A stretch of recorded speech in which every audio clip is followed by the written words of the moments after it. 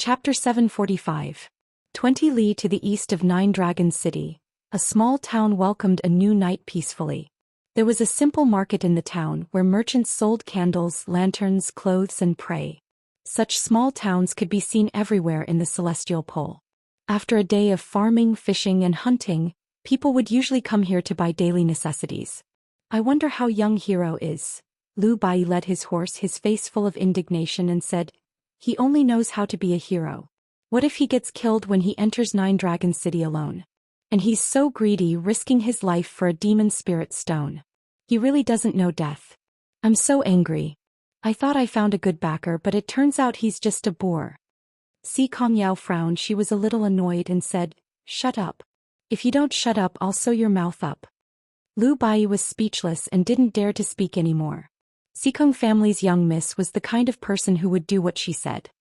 Let's find an inn first, Xianxia said. Lu Bai was silent. Let's eat whatever we want tonight. I think he'll be back soon. Lu Bai was still silent. Why aren't you saying anything?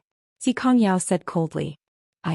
Doesn't that mean you'll sew my mouth up if I talk nonsense again? Lu Bai was trembling with fear. In the future I'll break your legs if you don't answer when I ask you questions. Xianxia said angrily. Yes, young miss. Lu Bai broke out in a cold sweat. These rich and powerful people were too hard to serve. The two of them passed through the market. As they moved forward, it became more deserted. When there was no one around, a figure floated down from the sky. It was Lin Muyu. Young hero. Lu Bai was overjoyed. I thought you were dead. Although his words were very inauspicious, Lin Muyu actually felt a little touched. At least Lu Bai was sincerely concerned about her life and death. In this cold world there were only a few people who truly cared about you. How was it? Did you succeed? Xianxia asked. Yes. Lin Muyu nodded her head. 100 grade 5 demon spirit stones are already in our hands. Where are you guys planning to go? Let's find an inn in town and stay for the night. We'll set off tomorrow. We can't live in the town anymore. Lin Muyu frowned. Luan will definitely send more dragon knights to search for us. It's too conspicuous to stay in the town. Let's camp out in the wild. That's fine too. 5 miles east of the town was a dense forest. The three of them led their warhorses through the dense forest path. From afar they heard the cries of circling wolf falcons above them. There were 2 cries. This time the Tianji dragon riders had released 2 wolf falcons. They're here to deliver food. Lin Muyu smiled and picked up 2 stones from the side of the road. Not long after, she came back with the corpses of the 2 wolf falcons and said, let's go, let's find a hidden place to eat some meat. Xianxia couldn't help but laugh. She sighed in her heart. This kid is probably wanted by the Tianji dragon riders, but he still has the heart to eat meat. This natural optimistic attitude is very valuable. Late at night they finally found a safe and sheltered place to set up camp. A bonfire was raised. This time Lu Bai changed his cooking method. Half of it was roasted, the other half was simmered. He also bought a lot of seasonings from the market, such as onions and garlic. This pot of meat must be much more delicious than the one on the Mugwort Mountain. Lin Muyu watched Lu Bai busy with great interest. Xianxia continued to maintain her cold attitude. She sat on a black beech tree far away and watched Lin Muyu and Lu Bai chatting and laughing. Her mission was still not completed. This kid didn't even have the slightest intention of joining the Tianji sect. Perhaps the Tianji dragon rider's overbearing attitude would only make him more disgusted with the Tianji sect? Thinking of this, Xianxia pouted. She clenched her fist and waved it at Lin Muyu a few times in the air while panting. Not long after, a fragrant aroma assailed his nostrils. The broth and roasted meat were almost ready. Lin Muyu couldn't help but have a great appetite. She happily waited for the food, but at this moment, there was a sudden bang. A purple light penetrated the plane's wall, followed by a familiar howl. Catasaurus was here. When a Catasaurus appeared, Lin Muyu smiled.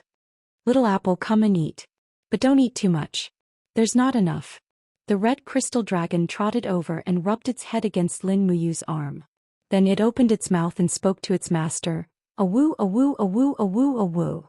Lin Muyu did not know when she had lost her telepathic connection with the little dragon. Although she could summon the little dragon and feel its emotions, she had no way of knowing what it was thinking. Therefore Lin Muyu could only understand the little dragon's excitement and agitation, but she did not know what it was thinking in its heart. What's wrong? Lin Muyu touched the dragon's head and smiled. Icatosaurus howled and suddenly opened its mouth. There was a piece of rag in it. Lin Muyu took it and looked at it carefully. She found that it was a woman's skirt. She couldn't help but stare and laugh. Where did this come from? Little apple, I was wrong about you. I didn't expect you to be such a dragon. Icatosaurus howled as if it was wronged. It seemed to want to explain something, but it couldn't understand at all. Lu Bai smiled. Young hero, is this your pet? Sort of. This pet is interesting. It's probably hunting for a wife for you outside. What are you talking about? Lin Muyu was very protective. He held the short skirt in his hand and was about to throw it into the fire. However, just as he was about to throw it, he suddenly stopped. Although the short skirt was tattered, it seemed like there was a familiar aura on it. Although Lin Muyu could not tell who it belonged to, he was sure that it was someone he knew. Since the little dragon gave this skirt to him, there must be a reason, right? Forget it. I'll put it aside first. He carefully put the skirt into his Qinkuan bag. Tisk, Si Kongyao, who was on a tree branch in the distance, saw this and couldn't help but pout. I thought you were a gentleman, but you're also a collector. Since you're interested in women, then I can work on this. When I find the most beautiful woman in Tianji province, I don't believe that you won't join the Tianji sect. As she spoke, Si Kongyao took out a pen and paper and wrote a line of words. Then she whistled and a white bird fell from the sky. Nobles had specially raised messenger birds, let alone people like Si Kongyao. Naturally, Lin Muyu didn't know what was about to happen. He was sharing the delicious food with Little Apple. Soon Lin Muyu was 100% full. Catosaurus was at most 30%, but it didn't care that much. After eating, Catosaurus bit the star's sword that was placed at the side and wanted to leave. Wait. Before Lin Muyu could finish, it was too late. Catosaurus had already sent the star's sword into a different space. What's wrong with you? Lin Muyu scolded. Hurry up and return the star's sword to me. That's my weapon. Do you believe that I won't beat you up if you don't return the star's sword to me? Awoo. Catosaurus shook its head and acted like a spoiled child. It had no intention of returning the star's sword. Lin Muyu was furious. Motherf ***, I'll beat the ***t out of you today. Just as he was about to teach Catosaurus a lesson, Si Kongyao descended from the sky and said, Hey, don't torture a small animal. Since you want a weapon that you can use, why don't I give you one? How about using it first? How can I accept that? I don't deserve it. Besides, I won't join the Tianji sect. Look at what you're saying. What kind of person do you think I, Si Kongyao, am? After all, we've been through life and death together. What's wrong with giving you a weapon? I'm not asking you to join the Tianji sect, Si Kongyao said angrily with her perfect 36C. This is fine. Give it to me. A certain someone was not a stubborn person. Si Kongyao opened her space bag and took out a long sword from it. The moment the long sword was unsheathed, an overwhelming chill surged out from the surroundings. The phantom of a giant beast was entrenched on the blade of the sword. It was the soul of a saint beast. This was actually a saint weapon. It was great to be rich. Here, this sword is called the Ice Essence Sword. It was forged by a famous ancient craftsman. Later generations of divine craftsmen reforged it a few times. Its spiritual power does not dissipate and it's very sharp. Since you lack a weapon, this sword. Si Kongyao was reluctant to part with it. She clenched her teeth and said, I'll give it to you. Lin Muyu could not help but laugh. You're really giving it to me? Yes. Then let go of it. Oh. Si Kongyao's pretty face was flushed. The moment Lin Muyu held the sword, she felt a chilling force surging into her arm. It was indeed a divine weapon forged by a famous ancient craftsman. She knew that she could not forge it herself. Moreover, after so many years, the spiritual power of the holy beast soul was still very vigorous. It was too rare. No matter what, this Ice Essence Sword was a rare treasure. It was really rare that Si Kongyao would give it to her. Apart from joining the Tianji sect, I can agree to one of your requests, said Lin Muyu. What do you want? Si Kongyao giggled. How about this? There will be another beauty coming in 2 days. No matter where you and Lu Bai are going to travel, bring us along. Is that all right? Another beauty? Lin Muyu was stunned. Lu Bai said, She's really a beauty. How is she compared to you? She's not inferior to me, Xianxia said embarrassedly. Is that a request? Lu Bai's eyes lit up. This is a kind of benefit. Missy, you're too polite, Xianxia. In the end, Xianxia was still too young. She didn't know what a beautiful woman meant to a man. In fact, there were many times when a beautiful woman to a man, if she liked him, then she would be the woman he loved. If she didn't like him at all, then she was worthless. Chapter 746. Late at night, the jungle was quiet. Only the sound of dew on the branches falling on the tent could be heard. Lin Muyu was lying alone in the tent. Her divine power was concentrated in her sea of consciousness.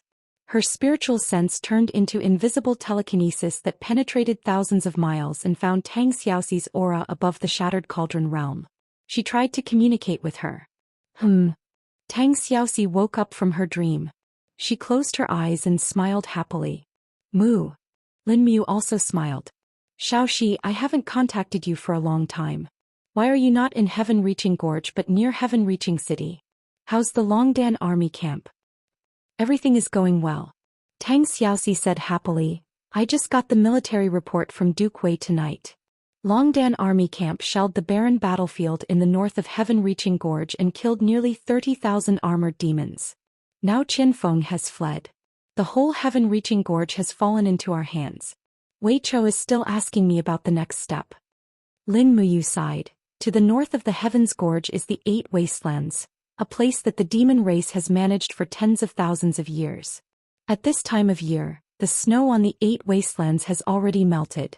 It's said that there are still 100,000 well-trained demon race cavalry in the Eight Wastelands, so there's no need to rush.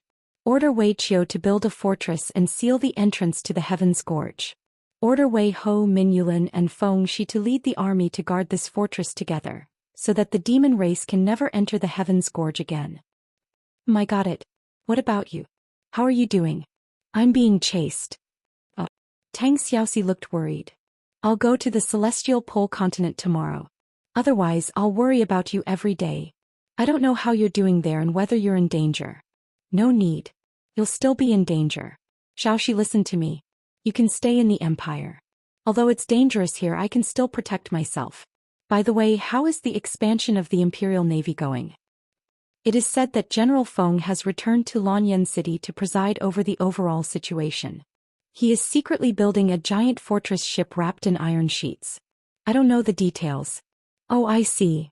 Lin Muyu pondered, thinking that the iron-smelting technology of the Qin Empire seemed to have reached the stage of developing steam engines. If they really entered the era of steam, they might be able to contend against the Celestial Pole continent. Unfortunately, although he knew what the steam engine was, he was unable to draw the schematic diagram of its operation. It had been a long time since Lulu had appeared in his brain domain.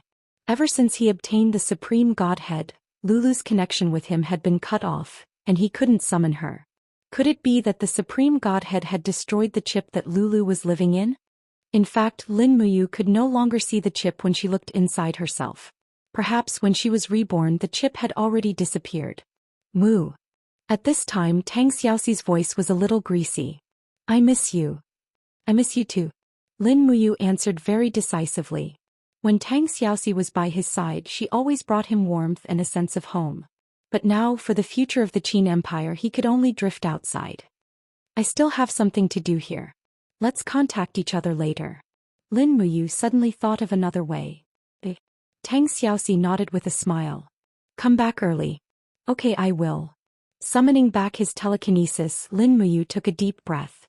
Nearly 20% of his divine power had been consumed. Sure enough, using telekinesis to communicate with him really consumed a lot of divine power. One could imagine how much divine power the 7 luminaries demon emperor had consumed when he sent down the oracle to communicate with him from the heaven. The road of cultivation was endless and no one knew where the end was. Taking out a 5th-grade demon spirit stone from the Qiankuan bag, Lin Muyu gently exerted strength in his palm. Suddenly, the demon spirit stone spun rapidly in his palm, disintegrating inch by inch. Soon it had turned into energy particles. He absorbed them one by one and in less than 2 hours he had completely refined them. The divine power in his ocean of qi began to fill up, and the divine power consumed by using telekinesis to communicate with him had all been recovered. His cultivation also seemed to have improved by 1 level, but it was very little. It seemed that refining the demon spirit stone too frequently could not improve his cultivation rapidly. However, now that his divine power was replenished, Lin Muyu could try again. He wanted to use his divine power to penetrate through the multiple planes walls and find his hometown, Earth. Closing his eyes, he took a deep breath. His sovereign lattice actually trembled slightly, as if it was excited about this bold attempt. Swoosh! A beam of light invisible to the naked eye pierced through the tent and shot straight into the sky, heading towards the other star regions. Lin Muyu seemed to have transformed into a bolt of lightning. His surroundings were filled with 4-dimensional areas. He frowned. The direction of Earth was so far away, but he knew it was there. That was the home that he had been longing for. Piff. The body formed by telekinesis kept penetrating through the plane's walls, creating loud bangs. It was unknown how many layers of planes he had penetrated. Finally, the view in front of him became clear. Lin Muyu felt his body continuously falling, and below him was a dense fog. It's not fog. It's the atmosphere. However, Lin Muyu had no idea who he was looking for, and he had no idea where he would land on Earth. What if he landed in France? After all, he didn't understand French. Forget it, I'll just try my luck. I'll just find the person with the strongest aura on this planet. He frowned, and under the guidance of the Force, his body directly fell to a certain place on Earth. He penetrated through the atmosphere and pushed away the clouds. Below him was a dazzling city, and it was a very prosperous city. Lin Muyu couldn't tell where this city was until he was about 500 meters away from the ground. From afar he saw the words on the building, Hangzhou Sofitel Westlake Hotel. This is Hangzhou. Lin Muyu almost burst into tears. This is China, my hometown.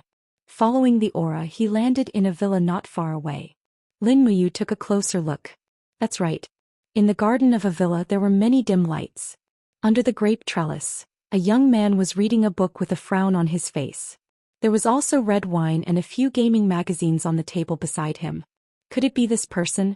With a whoosh, Lin Muyu landed and condensed his body with his telekinesis so that the other party could see a mighty divine power descending from the sky. A golden pillar of light rose into the sky, surrounded by holy light and lines of golden ancient characters. This entrance was extremely cool. Huh. The young man sitting under the rattan trellis frowned. Very quickly he raised his hand and pulled out the sharp sword on the sword rack beside him. He shouted in a low voice, "Who's there?" His movement technique was quite impressive. With a single stride he was already close to 10 meters away. The power in his arms was injected into the long sword, causing it to burn bright red. Moreover, a formless domain aura spread out. How astonishing! Lin Muyu frowned. She didn't expect people on Earth to have such cultivation. This guy was at least at the 2nd level of the Saint Realm. The flame on the blade was clearly a variant of the king's fighting flame. Unfortunately, there was no independent system of cultivation on Earth. Back then, God Emperor Fuxi seemed to only impart culture and not martial arts. Otherwise, there would probably be more disputes. In the golden light, Lin Muyu stepped out. His face was full of a friendly smile. "Hello, what's your name? I want to ask you for a favor. Is that possible?" The long sword in the other party's hand was still trembling. Streams of power were ready to be released. He stared at Lin Muyu and said, "My name is Li Xiaoyao. Who are you? Where are you from?" Lin Muyu smiled. "Li Xiaoyao? Isn't this the name of Brother Xiaoyao in the Legend of Sword and Fairy? Ah, interesting. Oh, I want to ask for your help." "Who are you? Why should I help you?" Li Xiaoyao seemed to realize that if he used a sword he definitely wouldn't be a match for the stranger in front of him. He raised his hand and pulled out a gun from his thigh. The black muzzle was pointed at the other party. "You are a police officer? You actually have a gun." Lin Muyu frowned. "If you are a police officer it will be even easier. I'm not Somalian. I am also a Chinese." "Nonsense." Li Xiaoyao raised his eyebrows. "Chinese basically don't know how to fly. Furthermore, the special characteristics of your power don't belong here at all. Who are you? What are you trying to do? Speak or I will shoot. This is a nano bullet. It has strong penetrative power. You better think it over. As the captain of the Hangzhou Special Operations Team, I order you to put down your weapon." Lin Muyu was about to cry. She raised her hand and sheathed the ice origin sword. She spread her hands and said, "You see, I am also a Chinese. My home is in Shanghai. My father is called Lin Shun. My brother is called Lin Yan. I am called—" Wait. Li Xiaoyao was stunned. He interrupted Lin Muyu's words. He lightly rolled the gun and put it back into the gun holster beside his thigh. He said, "Your father is called Lin Shun? So you are the Lin Ji who has been missing for several years. The god of war Lin Muyu in the conquest game?" "Yes, that is me. Brother, do you know me?" Lin Muyu was wild with joy. "Yes." Li Xiaoyao nodded lightly. "After you left, I dominated the virtual world." As he said that, Li Xiaoyao frowned and said, 2 years ago the artificials caused panic in Shanghai, Hangzhou, Beijing and other cities. Since you have such great ability, why didn't you come out?" Lin Muyu complained bitterly, "It's not that I don't want to help. It's just that I am not in this dimension." "Not in this dimension? What do you mean?" Li Xiaoyao asked. "How do I explain it? Actually, I went to another world." "You died." Li Xiaoyao was shocked. Lin Muyu was about to faint. "Not really. Brother, don't talk about these useless things. Help me get some information about the theory and structure of the steam engine. I urgently need it." "Is that so?" Li Xiaoyao nodded and smiled. "Okay, then wait here.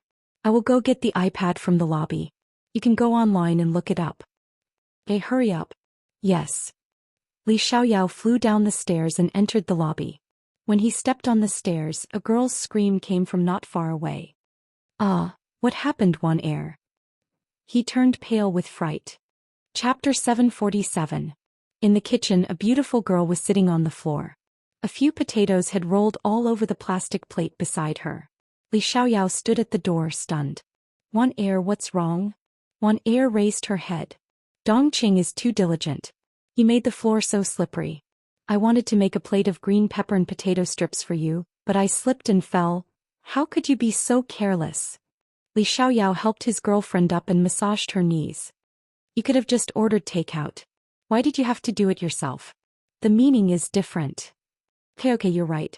Alright, where are Dongqing and Shuero?" "They went to buy groceries. They said they wanted to cook a good meal. Little Wolf, Old K and the others are coming later." "Alright, Meng Yao will be coming too." "Oh, they're here to eat again?" Li Xiaoyao laughed. He hugged his girlfriend's waist and pinned her against the wall. Wan Air's face turned red. "Hurry up. Dongqing and Matcha will be back at any time." "That," Li Xiaoyao muttered. "That what?" "I feel like there's something I forgot to do." "Humph, you have the nerve to be the captain with that kind of memory." Upstairs, Lin Muyu could naturally see everything with her observation skills. She frowned and muttered to herself, "That girl looks familiar. Could she be the legendary Zhang Tong? That can't be right. She was already an adult when I left. But I've been in the Shattered Cauldron realm for more than 10 years. Why is she still so young? Could there be something wrong with the time? That could only be explained by the staggered opening of the fifth dimension. 10 years in the Shattered Cauldron realm was only a few years on Earth." Lin Muyu frowned. She suddenly felt her spiritual power rapidly depleting. In the blink of an eye, she could no longer maintain her telekinesis power in this dimension. It was as if a huge black hole had appeared behind her and was sucking her back. F***ck, what should I do? He desperately circulated his divine power to defend himself, but how could he defend against this dimensional energy? Just as the telekinesis was sent back to the Shattered Cauldron realm's plane, Lin Muyu wailed and said unwillingly, "Li Xiaoyao, I'm not done with you." Sha sha sha. Amidst the sound of footsteps, Lin Muyu walked to the balcony with the latest tablet in his hands. He looked around in a daze. Lin Ji had disappeared. He looked as if he had seen a ghost. He couldn't help but scratch his head. What the f***ck? Am I dreaming? Should I tell old Master Lin Shun about this? Forget it, there's no need to tell him. It'll only add to his troubles. As long as Lin Ji has a conscience, he'll come back to fulfill his filial duties. The forest in the eastern part of Nine Dragon City was filled with spring flowers. When the morning light shone on the forest, the rabbits came out to look for food. The air was filled with the sound of birds flapping their wings. It was as if the forest had suddenly come alive from the silence of the night. Lu Bai had woken up early and was making breakfast. Naturally, the main ingredient was wolf falcon meat. As a young miss, Xianxia should have been watching from the side and waiting to eat. However, it seemed that after she decided to join this adventurer team, she became a lot more diligent. She actually tied Lu Bai up to gather some firewood. At this moment, a voice came from the tent beside them. Li Xiaoyao, I'm not done with you. Xianxia and Lu Bai were stunned at the same time. Who is Li Xiaoyao? Xianxia asked. I don't know, but it must be a man. Young hero's taste is getting weirder and weirder. That's right, I can even dream of a man in my dreams. No wonder he didn't even look me in the eye even though I'm a natural-born beauty. Xianxia praised herself in high spirits. Lu Bai turned around and looked at the young lady's towering chest. He smacked his lips and said, You're indeed a natural beauty. Don't look. Xianxia raised her eyebrows and said with a murderous look, I'll dig your eyes out if you keep looking. You're a natural beauty and you can't even look at me. Is there any justice in this world? Lu Bai complained in a low voice. Xianxia smiled faintly. You can't even beat me. How dare you look at my chest? Lu Bai was speechless. So you're saying that I can look all I want? Lin Muyu opened the tent's door and said with a smile. Xianxia also smiled. You should just look at Li Xiaoyao's chest. Xianxia, I'm going to kill you. In the early morning, the forest was filled with laughter and cheers. The vigilance between them seemed to have lessened as they got along. Just as Lin Muyu and the others were eating breakfast, thunder suddenly rumbled in the sky. A ray of light shone into the forest and condensed into Ziyao's figure. This was her teleportation. Fairy Ziyao. Lin Muyu hurriedly stood up and bowed respectfully. Ziyao's gaze was filled with blame as she said, You're too rash. You actually dared to traverse over 3,000 planes to search for the direction of Earth with such a tender godhead. Are you tired of living? If it were someone else, their sea of vital energy would have exploded in the Plain Power Valley and lost all their cultivation. Lin Muyu naturally knew that she was too rash last night. At this moment, there was not much divine power left in her body, not even 20%. She was about to become a weak chicken. Thus, she humbly accepted the lesson and said, I won't dare to do it again. At the side, Xianxiao's mouth was wide open. Naturally, she knew that this woman in front of her was very powerful. She knelt on the ground and said, Xikong, who greets the God Emperor Goddess. Miss Xikong, please rise. Although I haven't seen you before, I've heard of you. You're indeed a natural beauty. Ziya was very good with words. Xianxia was secretly happy. Thank you for your praise, Goddess. Alright, I have to continue cultivating. I'll take my leave first. Ziya frowned and looked at Lin Muyu. Be careful in the future. If you encounter something you don't understand, just call me or the Demon Emperor's name. Do you understand? Yes, I understand. Go back quickly. Maintaining telekinesis consumes too much divine power.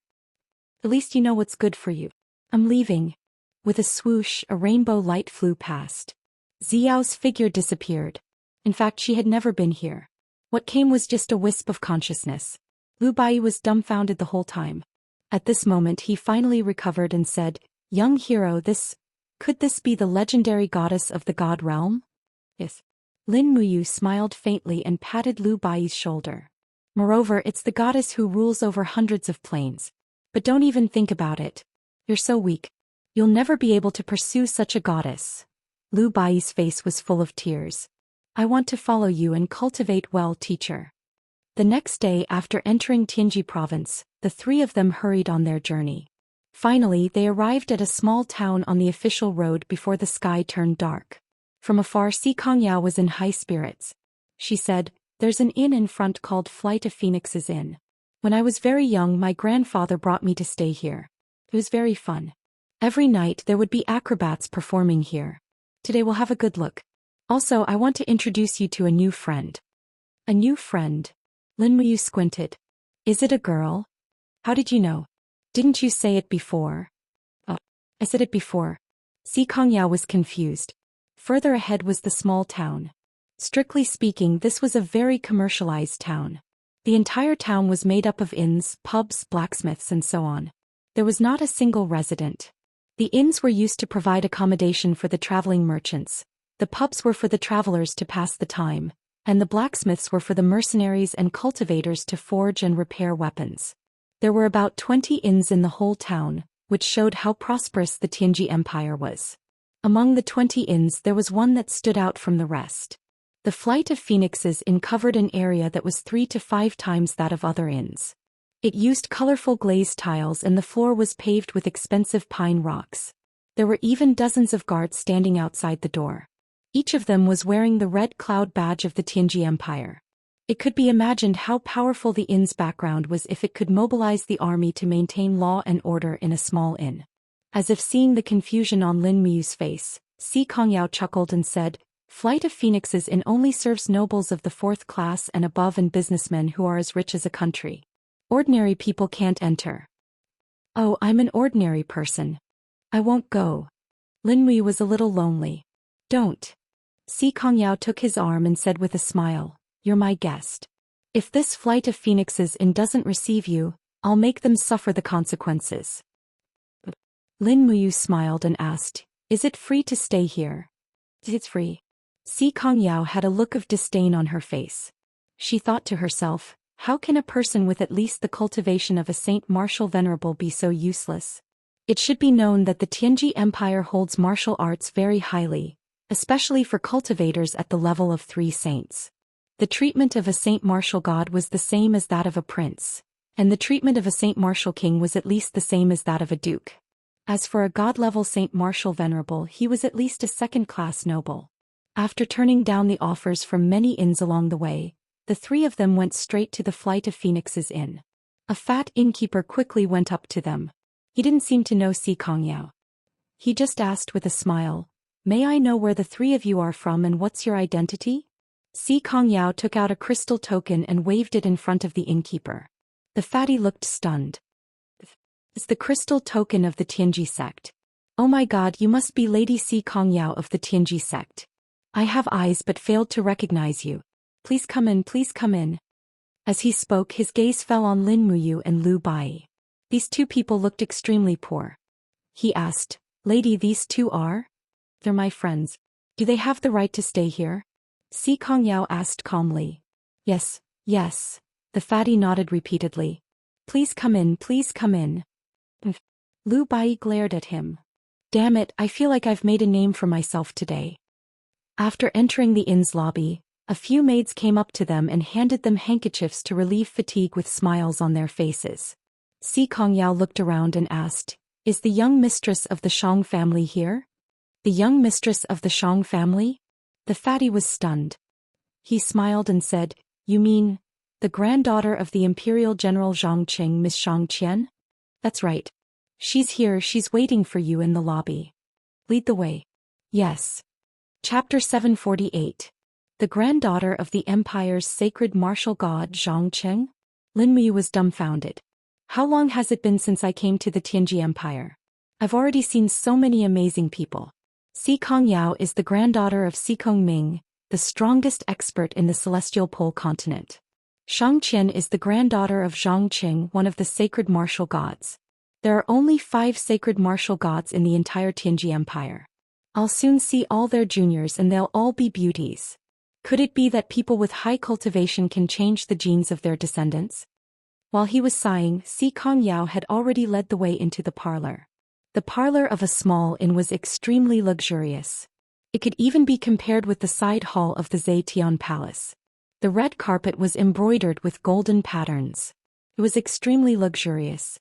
Even the armrests and legs of the chairs in the parlor were inlaid with gems and gold edges. Isn't it too extravagant? Lin Muyu asked in a low voice. Bai, how much does it cost to stay here for a night? Lu Bai also said in a low voice, I've never stayed here before but I've heard of this inn. Every high official and noble will pass by here when they come to the imperial capital to meet the emperor. They'll stay here for a night to gain some of the nobility's aura. Staying here for a night will cost at least this much. He held up a finger. 100 gold coins? It's so expensive. Lin Muyu exclaimed. What 100 gold coins? It's 10,000 gold coins. Lu Bai refuted his exclamation. Lin Muyu was a little confused. It seemed that the nobles of the Tianji Empire were even more extravagant than the nobles of Lanyan City. This was also a good thing. Sister Xianxia, it's been a long time. Si Kongyao directly threw herself into the arms of a beauty. Lin Muyu took a look. Just as Si Kongyao said, Xianxia was a great beauty. She was at least 95 points. Her beauty was about the same as the two great beauties, Chu Yao and Ouyang Yan. Come, let me introduce you. Si Kongyao was very enthusiastic and smiled. Big sis Xianxia, this is the person I mentioned to you, the one who can fight a dragoon without falling into a disadvantageous position. Xianxia's gaze fell on Lin Muyu and her eyes lit up. She bowed and said, Xianxia greets Sir Ranger. You're too polite, Miss Xiang. Lin Muyu nodded. This is Lu Bai.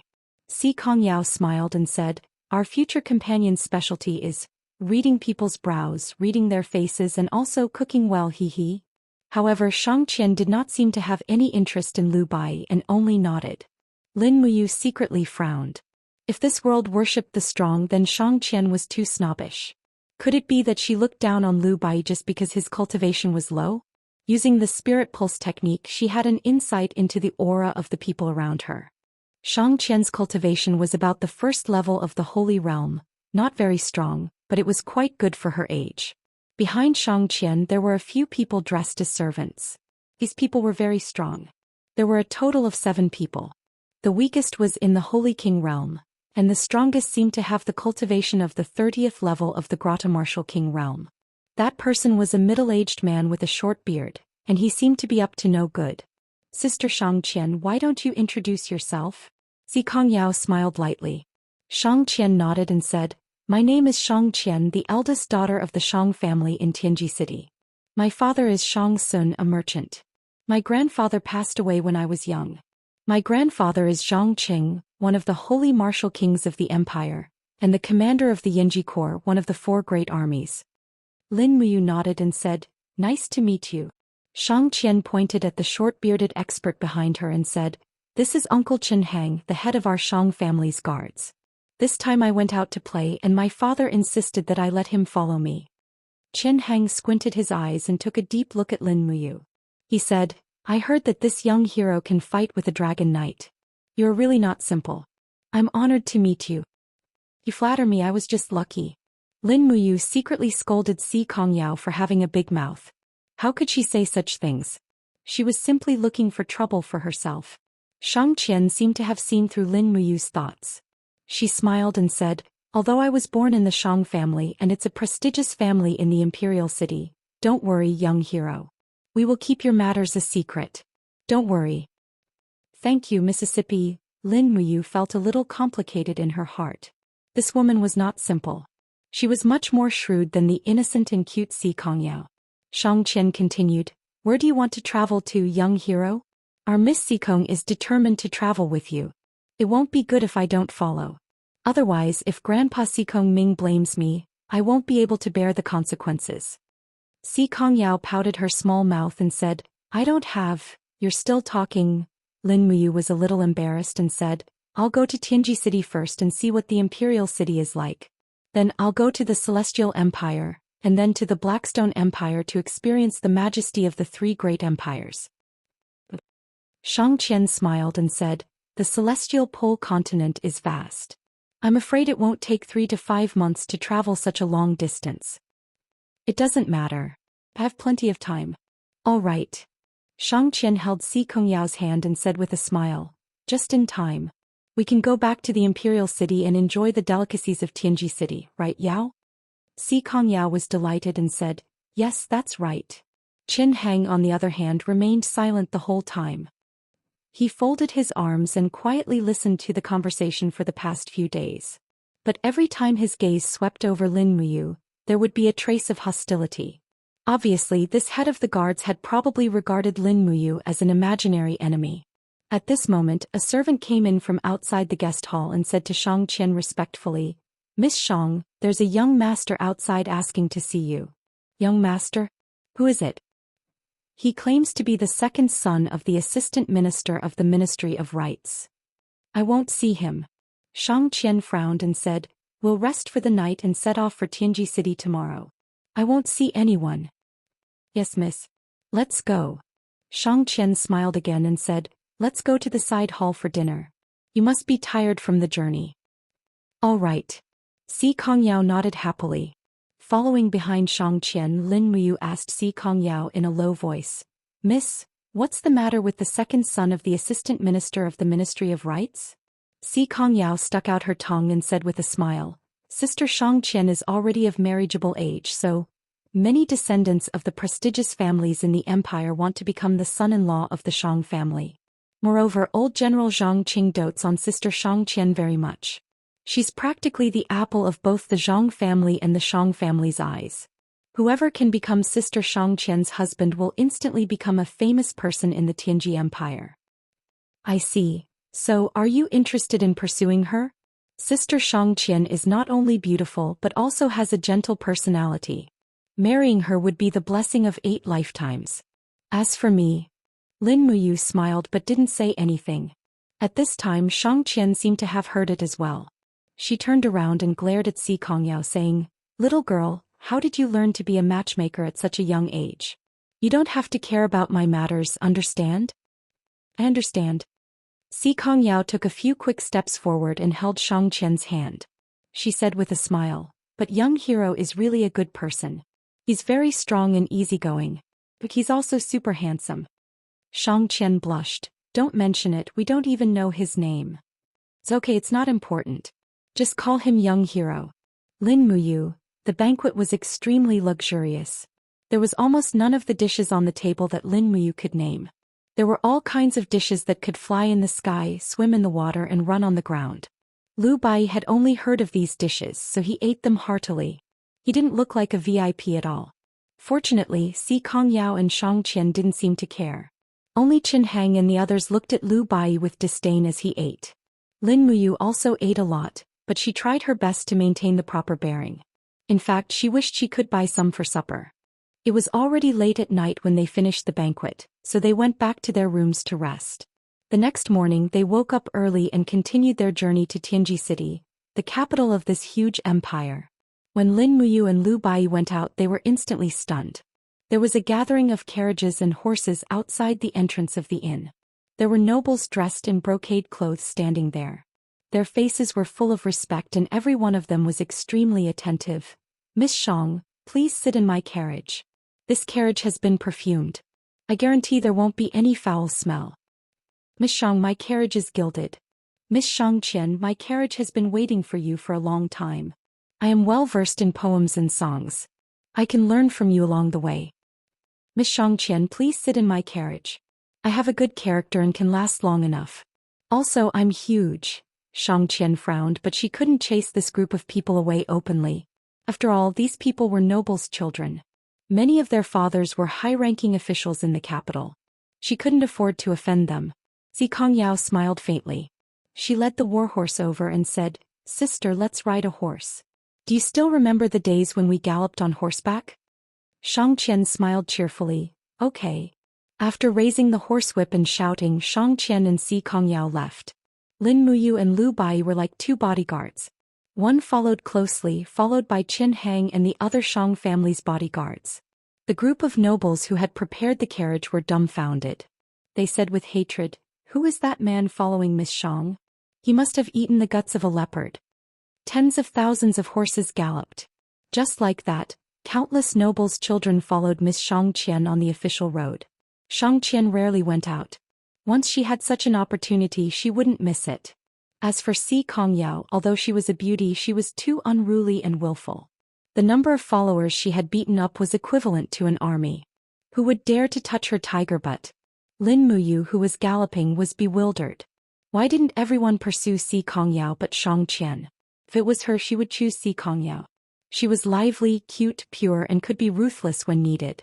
Her personality was very similar to Tang Xiaoxi. She was so likable. These people from Heaven's Pole continent really couldn't understand her. Chapter 749. In Tianji City, the Tianji Imperial Palace stood majestically at the center of the capital city. On both sides of the palace were rows of commercial buildings, with smoke curling up from the chimneys. Between the largest dragonfish auction house and the army destroyer weapon shop, a rather simple and unadorned building stood there. It was like an old man who had been baptized by wind and rain for 1,000 years.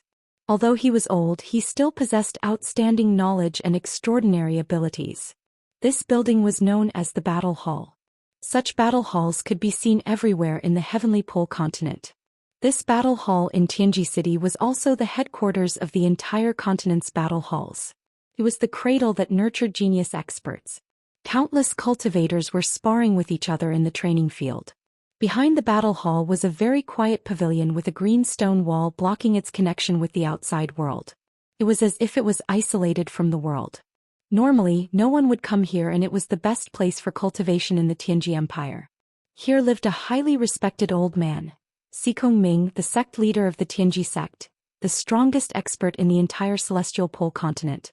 There were Buddhist shrines floating on the surface of the water between the pavilions. An old man sat cross-legged on the surface of the water, but there was an icy lotus flower condensed beneath him. It was extremely mysterious. If one looked carefully, they would discover that there was an invisible force rippling on the surface of the water around the old man. It was like a cool breeze, warm but concealed a hidden sharpness. Swish. In the air, a shadow swept across the water surface like a water bird treading on the water. When it was about 10 meters away from the old man, it stopped and stepped on the water surface without causing any ripples. Then it knelt down on both knees and said respectfully, "Your Honor, there is news of young mistress." Xikong Ming opened his eyes, which were full of vigor. He smiled and said, "That child Yao has been out for so many days. I have sensed her aura. She should be coming to Tianji City." "Your Honor is wise." "Oh right." The martial artist frowned and said, "Young mistress came back with Zhou Xian from the Shang family. There are also 2 unfamiliar men who don't look like servants. One of them has a high cultivation, at least a Saint Martial Venerable. However, there is no record of this person in the Saint Register of the Battle Hall." "I understand." Xikong Ming seemed to have already seen through everything. He smiled and said, "Let her be. Yao should make some new friends. Moreover, this person's aura doesn't have any hostility. Making friends with this kind of person is good for Yao." "Yes, Your Honor." "Then, do we need to send someone to follow them?" "No need." Xikong Ming leisurely smiled. "I'm already following them." The martial artist's eyes lit up. "Yes, I understand. You may leave. Without my order, no one is to disturb my cultivation." "Yes." One day later, Tianji City welcomed a new group of travelers. When Lin Muyu, Lu Bai, and the others arrived at Tianji City, it was already dusk. In this prosperous imperial city, the lanterns had just been lit, and it was very lively. Looking at the towering pavilions and towers, Lu Bai was already speechless. He could only express his amazement with "wah wah wah." Lin Muyu rode on the horse, quietly glancing at the buildings in Tianji City with her peripheral vision. The Tianji Empire was indeed prosperous and prosperous. Along the way there were more than 50 blacksmith shops. If each blacksmith shop could produce 100 weapons a day, this city could produce more than 20,000 weapons a day. It was terrifying. Such a smelting ability was not inferior to that of Lanyan City. On the other side, Xianxia looked at Lin Muyu intentionally or unintentionally. She was thinking silently in her heart. From the way he held the reins, she could tell that he was a person with excellent horsemanship. Even from the strength he used to whip the horse and the way he turned, she could tell that he was a person who had honed his horsemanship through hundreds of battles. Why would such a person become a friend of Xikong Yao? Xianxia frowned but did not say anything. Later that night, they arranged for Lin Muyu and Lu Bai to stay in the best post house in Tianji City. Then Xianxia and Xikong Yao planned to go home to report that they were safe. The next day they would pick up Lin Muyu and Lu Bai and travel to the territory of the Celestial Empire together. Although the 3 empires had frequent border conflicts, they did not really go to war. Otherwise, there would not be such a prosperous era. Each of the 3 empires had a sacred martial god expert. In addition, they had a strong military force, so they restrained each other. No one dared to take the initiative to start a war. Otherwise, they would inevitably become the target of public criticism. Therefore, this night only Lin Muyu and Lu Bai were left in the post house. After eating dinner early, the 2 decided to go to the streets to watch the bustling scene. Anyway, it was still too early. It was not bad to see the bustling night of Tianji City. Lin Muyu was still dressed as a ranger. She was dressed in a loose grayish-white tight-fitting outfit with a worn-out animal skin wrapped around it. At first glance, it was obvious that she came from the mountains. If it was not for her extraordinary bearing, she would probably be mistaken for a hunter. As for Lu Bai, he was dressed in a long gown and looked like a fraud. The two of them walking on the streets of Tianji City did not attract much attention. At night there were many restaurants on both sides of the street. The sound of drinking and playing games could be heard everywhere. Moreover, there were also some beautiful women on the street. This made Lin Mu sigh with emotion.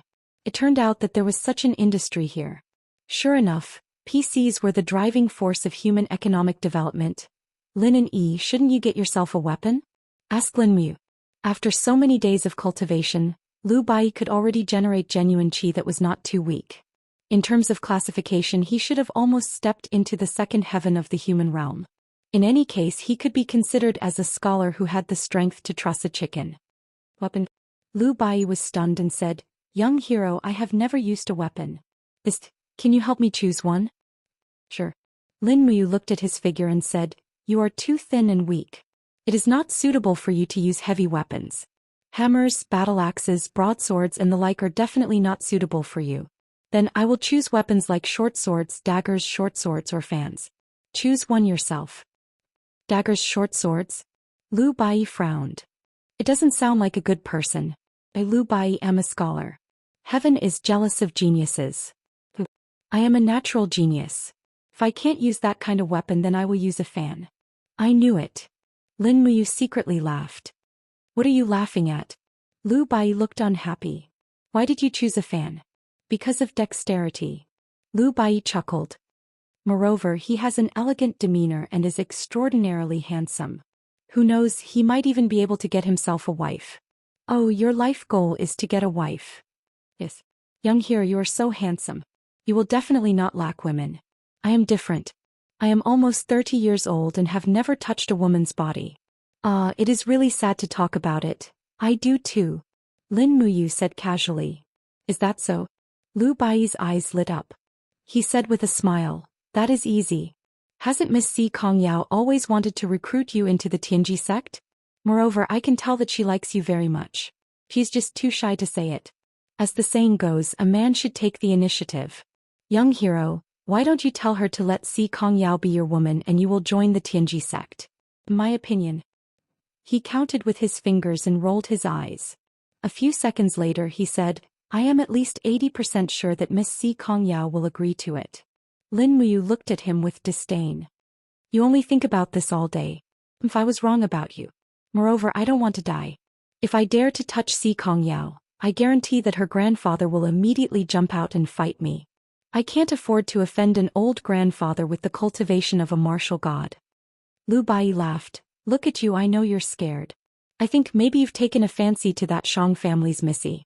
After all, she's more feminine. That figure, the front and the back. Stop drooling, my dear brother.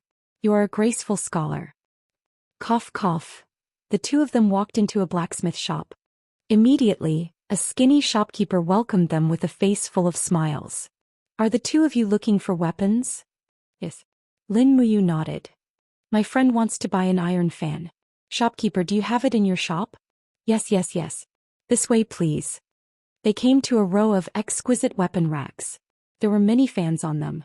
The price and material were marked on the side. The skinny shopkeeper picked one up and said, "The frame of this fan is made of fine steel. It is as hard as iron. The surface of the fan is weaved with cloud silk. It cannot be cut by swords or sabers. It was forged by the capital's famous blacksmith, Gongye Mao. The price is 5,000 gold coins." "Wow, 5,000 gold coins. So expensive?" Lu Bai was dumbfounded. Lin Muyu couldn't help but laugh. This guy was too embarrassing. She said, "Let me take a look."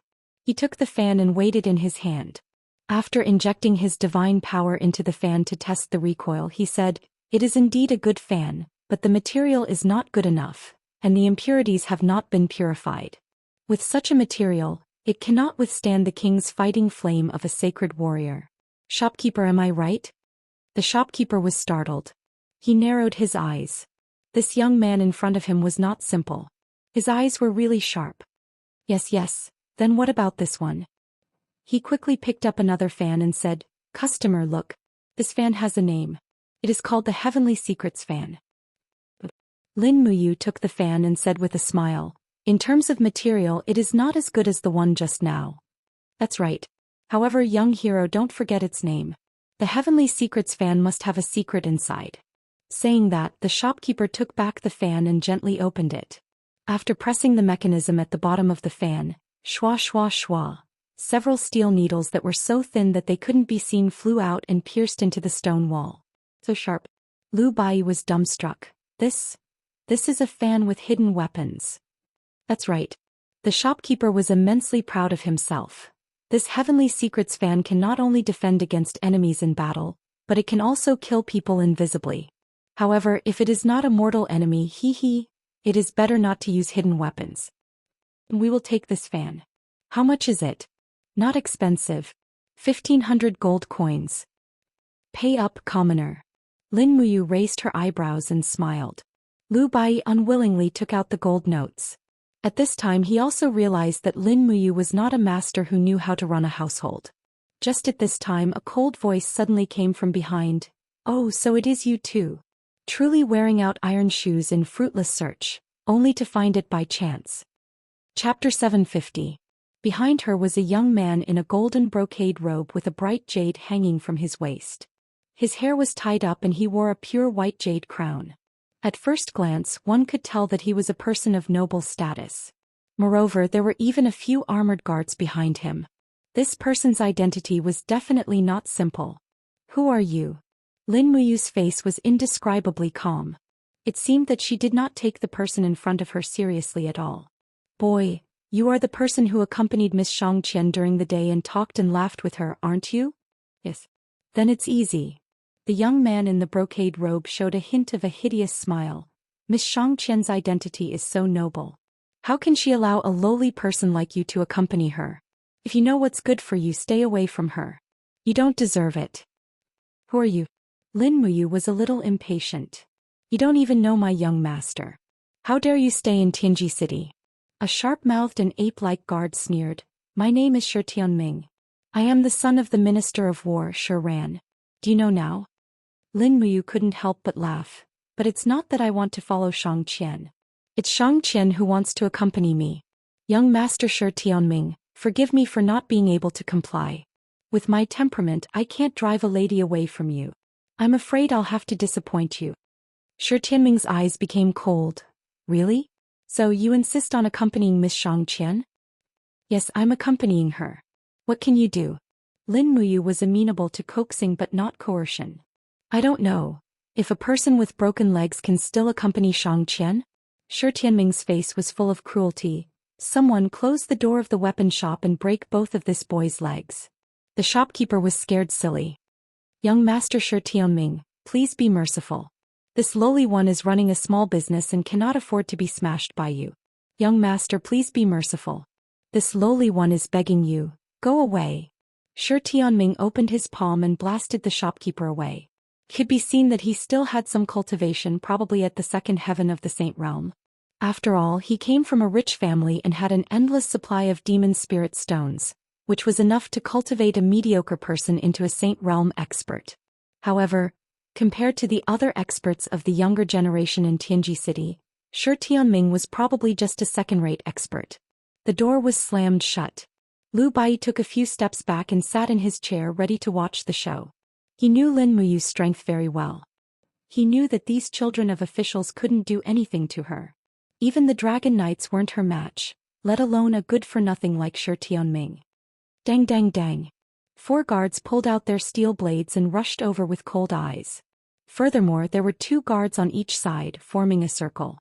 This is an infantry combat formation? Lin Muyu couldn't help but be stunned. These 4 people didn't say a word. At a glance, she could tell that they were not ordinary people. They should be professional soldiers. The tactics they used must be the 4 major armies of the Tianji Empire. Swoosh. 4 sharp lights tore through the air. The shopkeeper was so scared that he hurriedly retreated to the corner of the weapons store. Several shop assistants were also so scared that their faces turned pale. They all knew Shi Tianming's name, one of the young thugs of the capital. Maybe someone would die here today. But what they didn't expect was that Lin Muyu's movements were very agile. Although the 4 soldiers' attacks were very fast, it seemed to be slow in Lin Muyu's eyes. This was the gap between their cultivation. After avoiding the 4 blades calmly, Lin Muyu raised her hand and punched a soldier on the left. Huh. He was slightly stunned, but he responded quickly. He crossed his body to block Lin Muyu's fist, while the other two people on the two sides chopped down with their blades. Their attacks were clean and neat, like two beams of strong light attacking in a ladder. Lin Muyu also felt a faint chill behind her. The fourth person's attack was the most fatal. The blade chopped down from a high position and took his life. Lin Muyu felt a chill in her heart. The four people's joint attack was so tacit that it could be said to be flawless. If the soldiers of the Qin Empire were to block it, perhaps even some seasoned soldiers in the Longdan army camp who had been through hundreds of battles would also die under this attack. But he was not. Young master, be careful. Lu Bai's heart was in his throat. Dang. With a slight twist of his fist, a burst of power directly broke the opponent's steel saber. In an instant, nearly 90% of the fist's power was retracted. With a ping sound, the soldier was sent flying as if he had hit a rubber ball.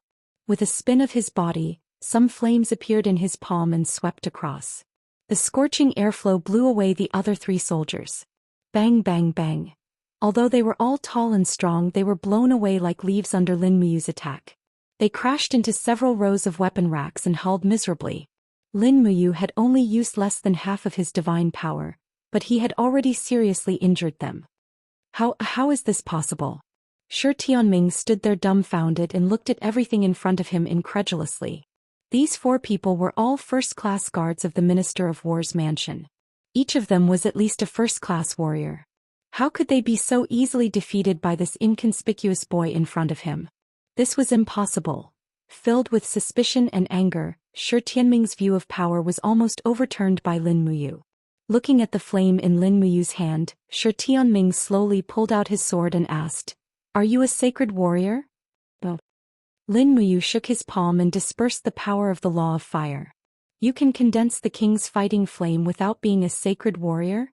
Shi Tianming gritted his teeth and said, "But I don't believe it. I'm going to fight you today." "Fight me?" Lin Muyu raised his eyebrows and said, "Sure, but what if you lose?" "If I lose, you can do whatever you want to me." "You said it." "That's right." Shi Tianming bellowed furiously, and the cyclone around him danced rapidly. It was obvious that he cultivated the law of wind. The surging airflow blew away all the weapon racks around him. It was unknown how many young girls in Tianji City were mesmerized by this stance alone. However, it was a pity that Xianxia had never looked the son of the Minister of War in the eye. This made Shi Tianming feel very frustrated. But today he was faced with an even more tragic defeat. Swoosh! Lin Muyu moved like lightning. Her left hand turned into a palm and landed on Shi Tianming's shoulder. She didn't even wait for him to push his power to the peak level. Shi Tianming spat out a mouthful of blood. He was defeated in one move. He didn't even have the chance to finish his cool starting stance. "Young master." The group of guards was dumbfounded, but no one dared to step forward. Everyone knew that the strength of the wanderer in front of them was definitely above them. Who would want to court death? After all, serving as a guard of the Minister of War was just to earn a living. Who would be willing to lose their lives for a living? Lin Muyu's strength was at least at the level of a sacred warrior. Everyone in the empire knew about the bad temper of a saint-level expert. At this time, Lin Muyu just didn't have the intention to kill. If she really had the intention to kill, then they could only blame themselves for being unlucky. "Oh!" Shi Tianming fell in the mess and used a mace as a pillow. He screamed in pain. Lin Muyu stepped forward and stepped on Shi Tianming's chest. She approached him and said with a faint smile, "You just said that you lost and I can do whatever I want to you, right? The son of the Minister of War? What do you want?" Shi Tianming gritted his teeth. "I want to beat you up first. Don't hit my face." Fists fell on Shi Tianming's body like rain. The poor handsome and charming young master was beaten into a pig's head in the blink of an eye. His eyes were swollen like ping-pong balls and he wailed and begged for mercy. Even after Lin Muyu stopped, he was still waving his arms to block randomly as if he had gone mad. "Hey, you really can't take a beating." Lin Muyu sneered and bent down to take the space bag from Shi Tianming's waist. She said, "This is your filial piety to me. Are you willing?"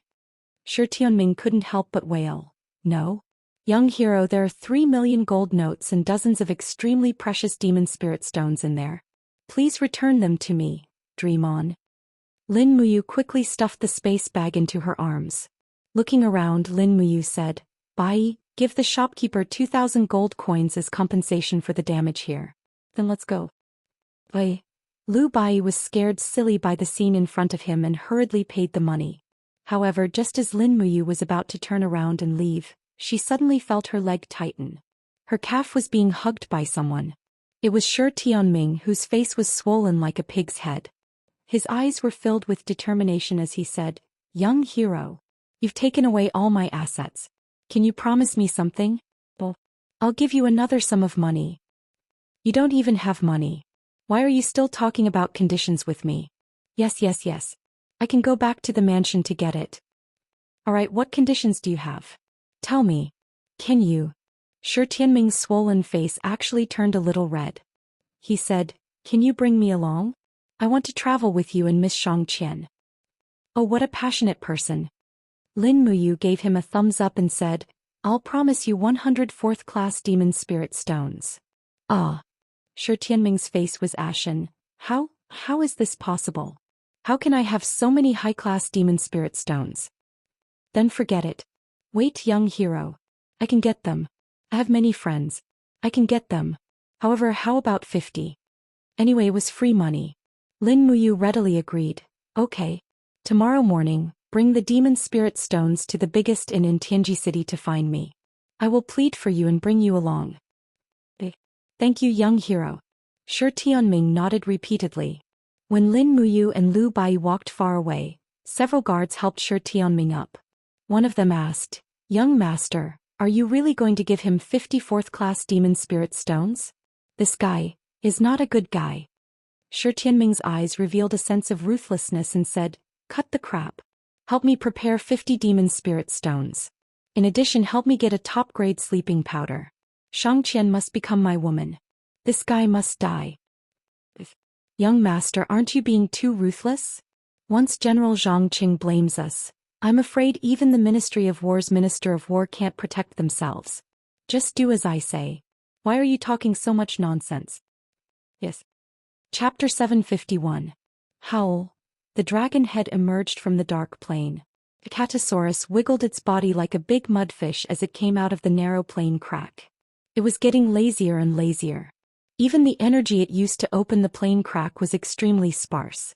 If it could get out, it would never want to open a bigger one. Under the black rock, the beautiful girl curled up her body. The wound on her shoulder seemed to be infected. She endured the pain and used her light elemental energy to heal it. You're here? The girl looked at Acatosaurus as if they were old friends. Acatosaurus ran over. It opened its mouth and with a clang, a long sword shining with star power fell in front of the girl. Then it rubbed its big head on the girl's arm as if it was asking for credit. The girl held the long sword. Suddenly, a vigorous star power flowed into her body. The star power was originally a kind of light elemental energy. The power of the long sword quickly resonated with the power in the girl's body. There was even a strange sense of familiarity. It was as if she had seen this sword somewhere before. This sword could also evoke some memory fragments from the deepest part of her Yi. She let go of the long sword and let it fall to the ground. She hugged her head in pain and moaned. She couldn't remember at all. That memory was very painful for her. Howl. Acatosaurus blinked its big eyes and quietly watched over her. After a while, the girl held the long sword again. She exerted force in her arm, and a celestial dragon crystal appeared around the long sword. She smiled and said, This is a good sword. Is this for me? Acatosaurus nodded repeatedly and wagged its tail happily. Thank you. The girl smiled and said, It's a pity that the banished land is barren. I don't have anything delicious to entertain you. Howl. Acatosaurus wasn't angry. Instead, it opened the alternate plain crack and came out with a prey in its mouth. It was a wild boar. The girl was overjoyed. A wild boar was such a delicious thing. In the banished land, perhaps even the king didn't enjoy it like this. She immediately cut off a large piece of boar meat, washed it and cooked it. Acatosaurus wagged its tail and guarded the side like a big dog. The meat in the iron pot slowly began to boil. and the aroma of the meat permeated the air. The girl didn't stay idle. She cut Eric's cloak with her astral sword, turning it into an exquisite cloak that was level with her buttocks. She draped the cloak over her back and it seemed to be able to withstand the cold. The nights in the banished land were too cold. She carefully put away the remaining cloak fabric. In the banished land, this material was like a treasure that could cause hunters to kill each other and fight over it. Finally, the meat soup was ready. The girl scooped a bowl and put it aside. She called out to Acatosaurus, "You want to eat too?" Acatosaurus usually ate raw meat. Now that there was a big bowl of fragrant cooked meat in front of it, it naturally wouldn't let it go. It immediately shook its head and ate heartily.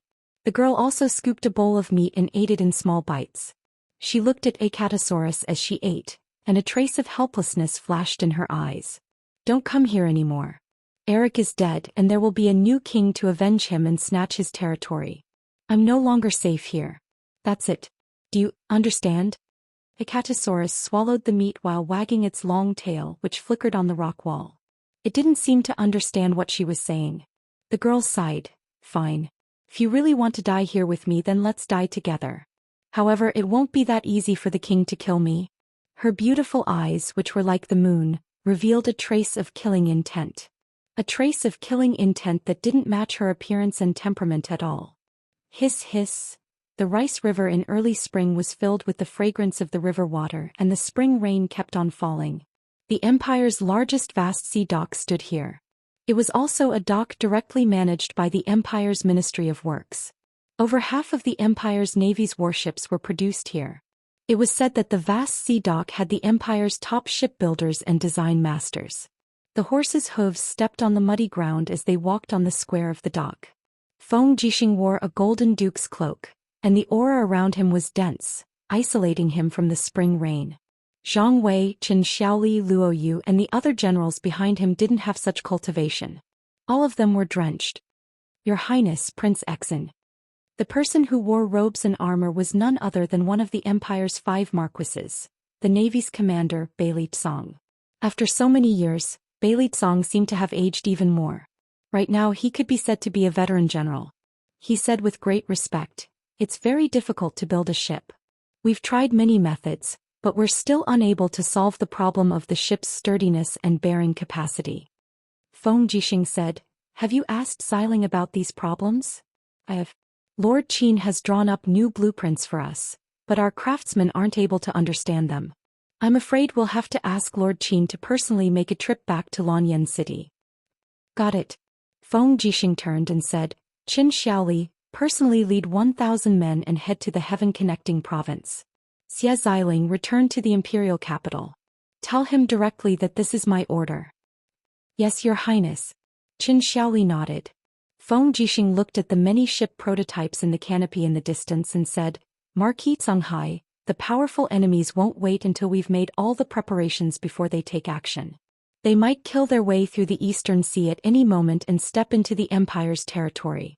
Please supervise the work strictly and there mustn't be any carelessness. This batch of warships will determine the Empire's future. Do you understand?" "Yes, Your Highness." Beili Tsong cupped his fists. He hesitated for a moment, wanting to say something but holding himself back. "What's the matter now?" Beili Tsong said, "It's still a matter of funds. The shipbuilding fees allocated by the National Treasury to the Songhai shipyard have been embezzled. When it comes to me, it's not even half of what was promised." "They even dare to embezzle this kind of money?" Feng Jixing raised his eyebrows and asked, "Who is it?" Beili Tsong let out a bitter laugh. "Corruption has been prevalent for a long time. Your Highness Prince Exin should also know who it is. From the Ministry of Revenue to the Provincial Treasury, how many officials haven't been tainted with this amount of golden ling coins? But if Your Highness were to deal with them, I'm afraid no one will gather this amount of gold to build warships in the Empire. A bunch of scoundrels." Feng Jixing punched the air furiously, and the wind from his fist exploded in the air along with the drizzle. It was very loud. He gritted his teeth and said, "Wei Chou is still leading the Longdan army camp to fight the devil race at the heaven-connecting gorge. Yu has personally gone to the celestial pole continent to scout out the situation. Duke Wei and King Qin are already in such a state. To think that these imperial capital officials still dare to take Lanyan City's Jinxian coins. They're simply asking for death. Luo Yu, what do you think we should do? Luo Yu cupped his hands. We can't tolerate these vermin, but we can't deal with all of them either. Then we can only make a show of force. Your Highness, we can arrest the most corrupt and lowly official among these officials and behead them. I don't believe that these corrupt officials will continue to be so presumptuous. Good idea. Feng Jixing smiled. Let's do it this way. I'll leave it to you to handle. Yes, I'll look for Xiao Han of the Fire Sparrow Division to help with this. Go. Feng Jixing took out a token and said, take my token of trust and go together. Whoever dares to obstruct you will be killed on the spot. Luo Yu was delighted. Yes, Your Highness. Zhang Wei smiled faintly and said, General Feng is swift and decisive. It's admirable. Admirable, my foot. Feng Jixing looked at him indifferently. You've never been one to flatter people normally. Now that you're saying such nice things, you must have secretly gone to drink? Your Highness is wise. Zhang Wei cupped his fists. I promise I won't dare to do it again. Feng Jixing raised his eyebrows. According to the Empire's military order, your head would have been removed long ago. If not for your ability to command the troops, As he said this, Feng Jixing urged his horse forward and patted Zhang Wei's shoulder. He said meaningfully, Zhang Wei, be careful. Our future enemies are much stronger than us. Even people like you and Princess Xi are nervous. The future of the Empire rests on the shoulders of us soldiers. Drink less and practice more of the Imperial Army and Lingnan Army's battle tactics. Do you understand? Zhang Wei took a deep breath. I understand. Don't worry, Commander. If the foreign tribe's iron hooves step onto the Empire's territory and they want to lay their hands on Lanyan City, they'll have to do it over my dead body. Yes, let's go. Perhaps we'll sleep together on the land of our homeland. Feng Jixing looked at the curtain of rain in the east and said, who knows? Anyway, as soldiers, we should fight to the death for every inch of the Empire's territory and never retreat. Yes, I understand. Zhang Wei stood in the rain and saluted the Empire's military like a steel statue that wouldn't fall. In Tianji City, it was raining in the early morning. The continuous spring rain seemed to have covered the entire bustling Tianji City with a layer of gauze. Creak. The door of the room opened. Lin Muyu, who had rested for a night, felt refreshed. She walked outside and shook her arms. Divine power enshrouded her. It seemed that the 5th-grade demon spirit stone that she had refined the night before had improved her cultivation. This was a good thing. It was not easy to break through every grotto heaven in the god state. Her power was also increasing bit by bit. She couldn't be impatient. At this moment, Lu Bai came from the corridor and said, Young hero, that person is waiting downstairs. Lin Muyu craned her neck to take a look. Indeed, in the small courtyard downstairs, a person was waiting there with a cyan umbrella. When he heard the sound, he would only lift the umbrella. His red and swollen face was full of smiles. He said, Young hero, I've come as promised. Oh, it's Mr. Shi. Lin Muyu beamed with joy as if she had seen the god of fortune. There were dozens of 4th-grade to 6th-grade demon spirit stones in Shi Tianming's space bag. This had already made Lin Muyu very surprised. Now, in order to pursue the first beauty of the Tianji Empire, Xianxia, Shi Tianming brought new demon spirit stones to her door. Although Lin Muyu could see the hidden killing intent in Shi Tianming's eyes, as long as he came to give her money, she couldn't refuse him. Anyway, she hadn't fully revealed her abilities, so she didn't need to be afraid of this kind of rich playboy. Chapter 752. Here, this is a gift for you. Shi Tianming held a cloth bag embroidered with patterns in his hand. It looked very exquisite, but it seemed that the cloth craftsmanship of the celestial pole continent was far inferior to that of the shattered cauldron world. Even the materials used by people of Shi Tianming's status were considered very rough in Lanyan City, not to mention the famous silk and cloud brocade of Lanyan City. Compared to those, the bag in Shi Tianming's hand was simply unpresentable. However, this bag contained 54th-grade demon spirit stones, so Lin Muyu didn't mind the shabby bag at all. Just like Lin Muyu's original intention, since she had come to the celestial pole continent, she couldn't go back empty-handed.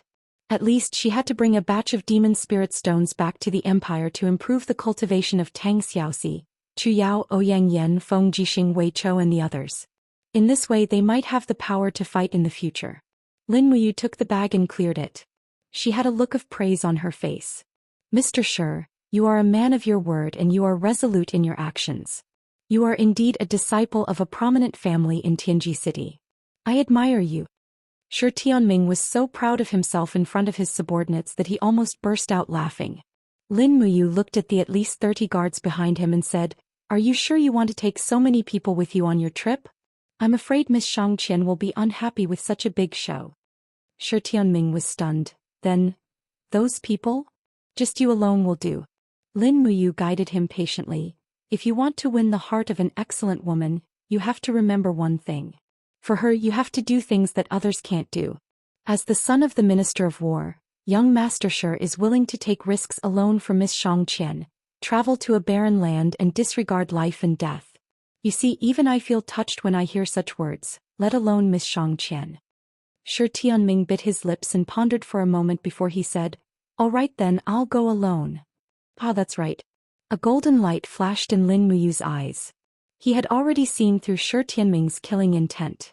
This made him somewhat surprised. Doesn't Shi Tianming want to take revenge on me? Perhaps the power of love was great. In order to obtain Xianxia's heart, Shi Tianming might be willing to disregard the past and pursue the beauty wholeheartedly. Who knows? The ability to see through the hearts of others was called divine strategy. According to Ouyang Yan, when a god king broke through to the 40th heavenly abode, the higher his cultivation and mental state, the higher the chance of obtaining the divine strategy ability. However, this ability was too strange. It could see through the hearts of others, so people usually kept a respectful distance from gods who possessed the divine strategy ability. After all, no one wanted their hearts to be seen through. At this moment, the sound of hooves could be heard from outside the post house.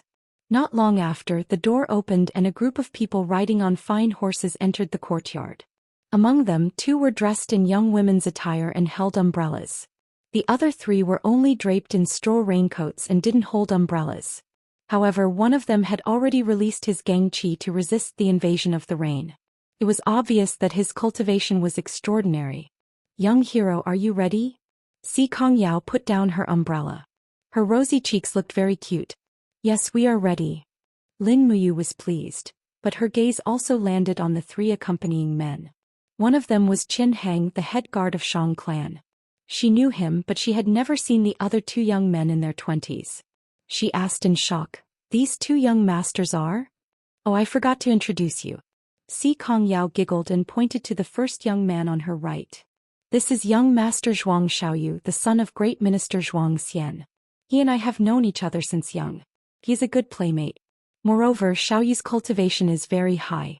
If he follows us, he will be able to deal with the dangers along the way. After all, we might encounter many dangers along the way." Lin Muyu nodded in greeting. Zhuang Xiaoyu squinted his eyes and examined Lin Muyu carefully. Then he raised his head and said, "Young hero, you are the very powerful person Yao mentioned, right?" "Probably." It could be seen that Zhuang Xiaoyu was a very arrogant person. Lin Muyu could only smile awkwardly. There would probably be all sorts of troubles along the way. However, this Zhuang Xiaoyu was indeed powerful. At such a young age he could already pulsate 29 layers of god force waves. This was a powerhouse that was close to the level of a god king. Si Kongyao then pointed at another young man and said with a smile, "This one, and this one's reputation is even greater." Lin Muyu listened attentively. Zhuang Xiaoyu sneered, "Young hero, have you not even seen the legendary #1 expert of Tianji City's royal family? Or, have you not even heard of him? Aren't you a little too ignorant and ill-informed?" Si Kongyao saw that Lin Muyu was embarrassed and actually felt sorry for her. She pouted and said, "Xiaoyu, stop talking. Young hero, this is young Prince Baiming, the son of the Luo King Baiming. His Highness the Luo King visited the Celestial Altar Sect's headquarters last night and informed grandfather of this matter. Therefore young Prince Baiming will be traveling with us." Lin Muyu nodded. Baiming wasn't as arrogant as Zhuang Xiaoyu. He smiled at Lin Muyu and nodded. "We will travel together in the future. Please take care of me. Take care of each other." Lin Muyu didn't want to be rude. After all, Baiming was a member of the royal family. If there was a war in the future, he might be useful. "Oh right." He smiled. "I need to bring one more person with me." "Who?" Si Kongyao smiled and asked. Lin Muyu pointed to Shi Tianming beside her and said, "That's him." Si Kongyao giggled. Soon she was shaking with laughter, but she didn't say what she was laughing about. After all, it was too rude. Zhuang Xiaoyu raised his eyebrows and said, "Yo, isn't this young Master Shi of the Ministry of War? What's wrong with your face?" Shi Tianming said awkwardly, I hit a wall." No need to explain. The corner of Zhuang Xiaoyu's mouth curled up. "We will choose the most dangerous forest of no return for this trip. Young Prince Baiming Jie and I will naturally protect Miss Xianxia. Yao's strength is enough to protect herself. As for you, with young Master Shi's cultivation level, you don't seem to be able to travel with us, do you?" Forest of no return. Shock flashed across Shi Tianming's face. "This is the forest of no return very scary?" Lin Muyu asked. "The forest of no return is forbidden." "That's right." Zhuang Xiaoyu's handsome face was full of pride as he said, "Demon spirits run amok in the forest of no return. It is said that a demon emperor-level demon spirit once appeared there. It has been listed as a forbidden area of the three empires since thousands of years ago. However, it is only a forbidden area for the weak. For the strong, the forest of no return is just a hunting paradise. How can it be called a forbidden area?" "I see." Lin Muyu looked at Shi Tianming, who was scared silly, and asked, "Young Master Shi, do you still want to go?" "I want to go." Shi Tianming had already given the 50 demon spirit stones to Lin Muyu. Seeing how black-hearted this guy was, he definitely wouldn't be able to get them back. In order to buy these demon spirit stones, he had spent many years of savings and all kinds of connections. It would be a pity if he didn't go. Besides, although his cultivation was low, he was at least one of the candidates for the sacred warrior of the imperial capital. Even if he couldn't compare to Zhuang Xiaoyu and Baiming Jie, no matter how strong the opponent was, he would at least be able to fight. Thus, Shi Tianming looked at Lin Muyu with watery eyes and asked, "Young hero, if I encounter danger, will you save me?" "Depends on the situation." Lin Muyu touched her nose and said, "Commoner, get on the horse. Let's get ready to go." Lu Bai turned over and mounted the horse. Shi Tianming glanced at their horses and said, "Young hero, your mount is so thin and weak. It won't be able to go far. Perhaps it will die of exhaustion before we reach the Celestial Empire. Someone bring 2 horses over." 2 attendants brought the horses over. They were indeed very majestic. Zhuang Xiaoyu couldn't help but sneer. "In order to please someone stronger than you, in order to seek protection, young Master Shi is really going all out. You even gave away horses that are worth thousands of gold just like that. I really admire you." Young Master Zhuang flatters me." Shi Tianming's father and Zhuang Xiaoyu's father didn't get along very well in the imperial court. The 2 families almost became mortal enemies. Naturally, they would speak tit for tat. Lin Muyu turned over and mounted the horse. She straightened the ice origin sword on her back and said, "Don't talk nonsense. Go. We don't have much time to waste." Zhuang Xiaoyu narrowed his eyes and stared at the ice origin sword. He asked in astonishment, "Yao, wasn't this ice origin sword a gift from your grandfather for your 17th birthday? Why did you give it away?" Si Kongyao smiled slightly. "It's nothing. A treasured sword should be given to a hero. Young hero's skills are worthy of this ice origin sword, so I gave it to him. What, Brother Xiaoyu, could it be that you lack a sword like this?" "Oh, I don't." Zhuang Xiaoyu's expression was somewhat ugly. His face seemed to say, "I don't lack treasured swords, but I lack the treasured sword you gave me."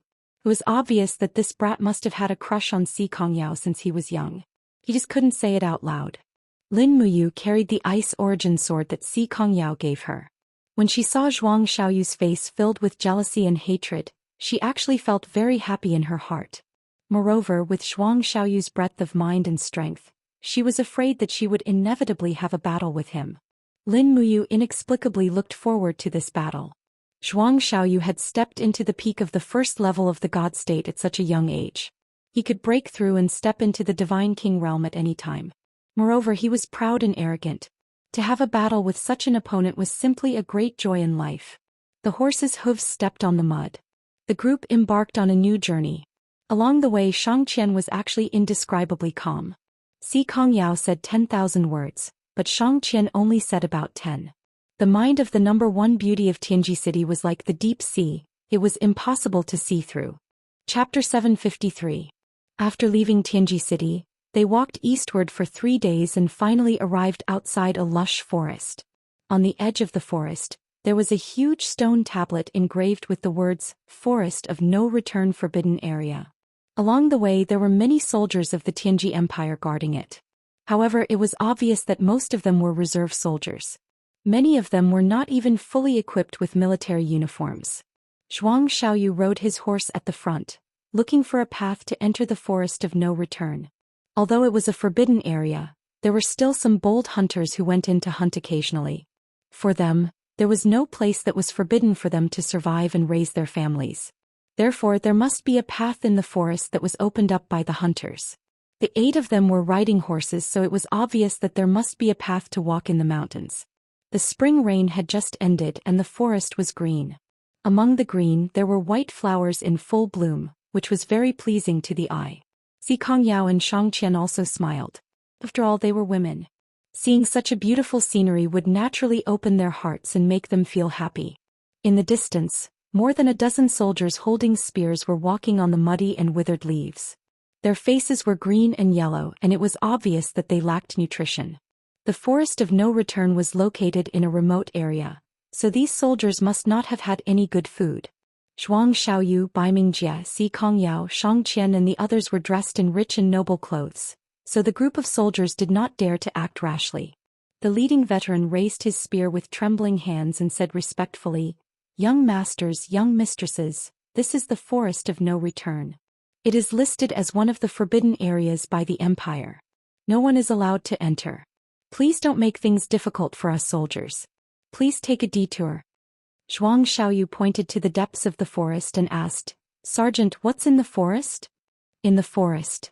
The veteran looked gloomy and said, "There is everything in this forest. Demonic beasts, demonic spirits, giant pythons, ferocious beasts and so on. We who are on duty can only set up camp in the open space. Otherwise we will be attacked. Just this month, 7 of our brothers from our garrison have died under the claws of the demonic spirits. The demon spirits are so arrogant that they dare to attack the Empire's army?" Zhuang Xiaoyu was stunned.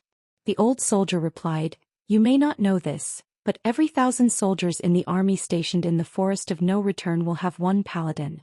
The aura of a paladin is enough to intimidate ordinary demons, but our garrison has a total of 2,000 people and most of them are new recruits.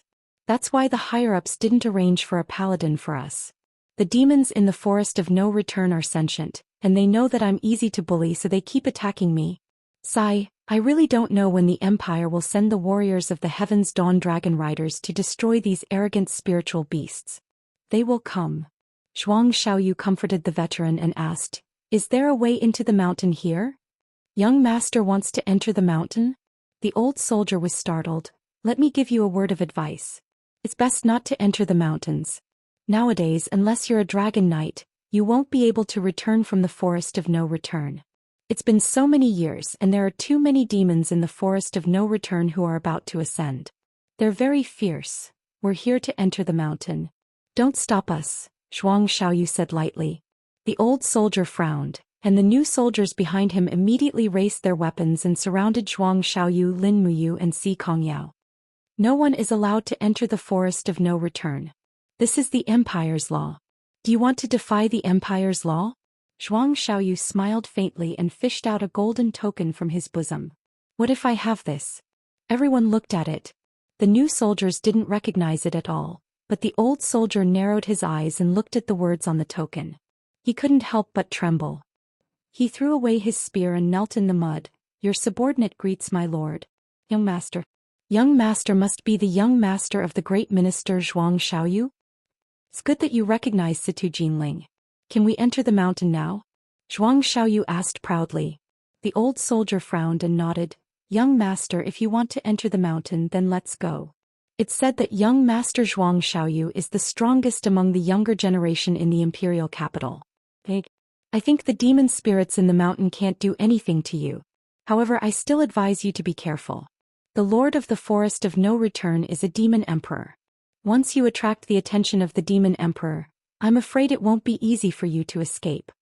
With that, the old soldier glanced at Si Kongyao and Xianxia and said, "What's more, you brought two such beautiful ladies." He was obviously saying that these two women were holding him back. Si Kongyao was immediately unhappy.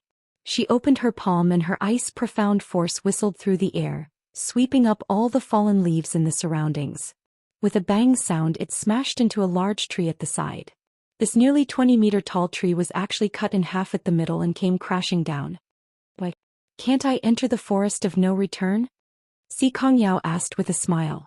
The old soldier was shocked and thought that this group of people was not simple. One of them was the #1 expert of the new generation in Tianji City, and the other was such a powerful young lady. The others who didn't make a move must not be simple either. Xianxia smiled and said, "All right, Yao, don't make things difficult for them. Take out the pass of the battle temple." Si Kongyao giggled and took out a piece of paper from her pocket. She shook it and said, "Look carefully. This is the pass to enter the forest of no return, personally signed by Tianji Sect Master Si Kongming. Is that okay?" The old soldier nodded repeatedly. Yes. The nearest path to enter the mountain is not far behind. I'll bring you there." "Okay, thank you." The veteran led the group into the mountain.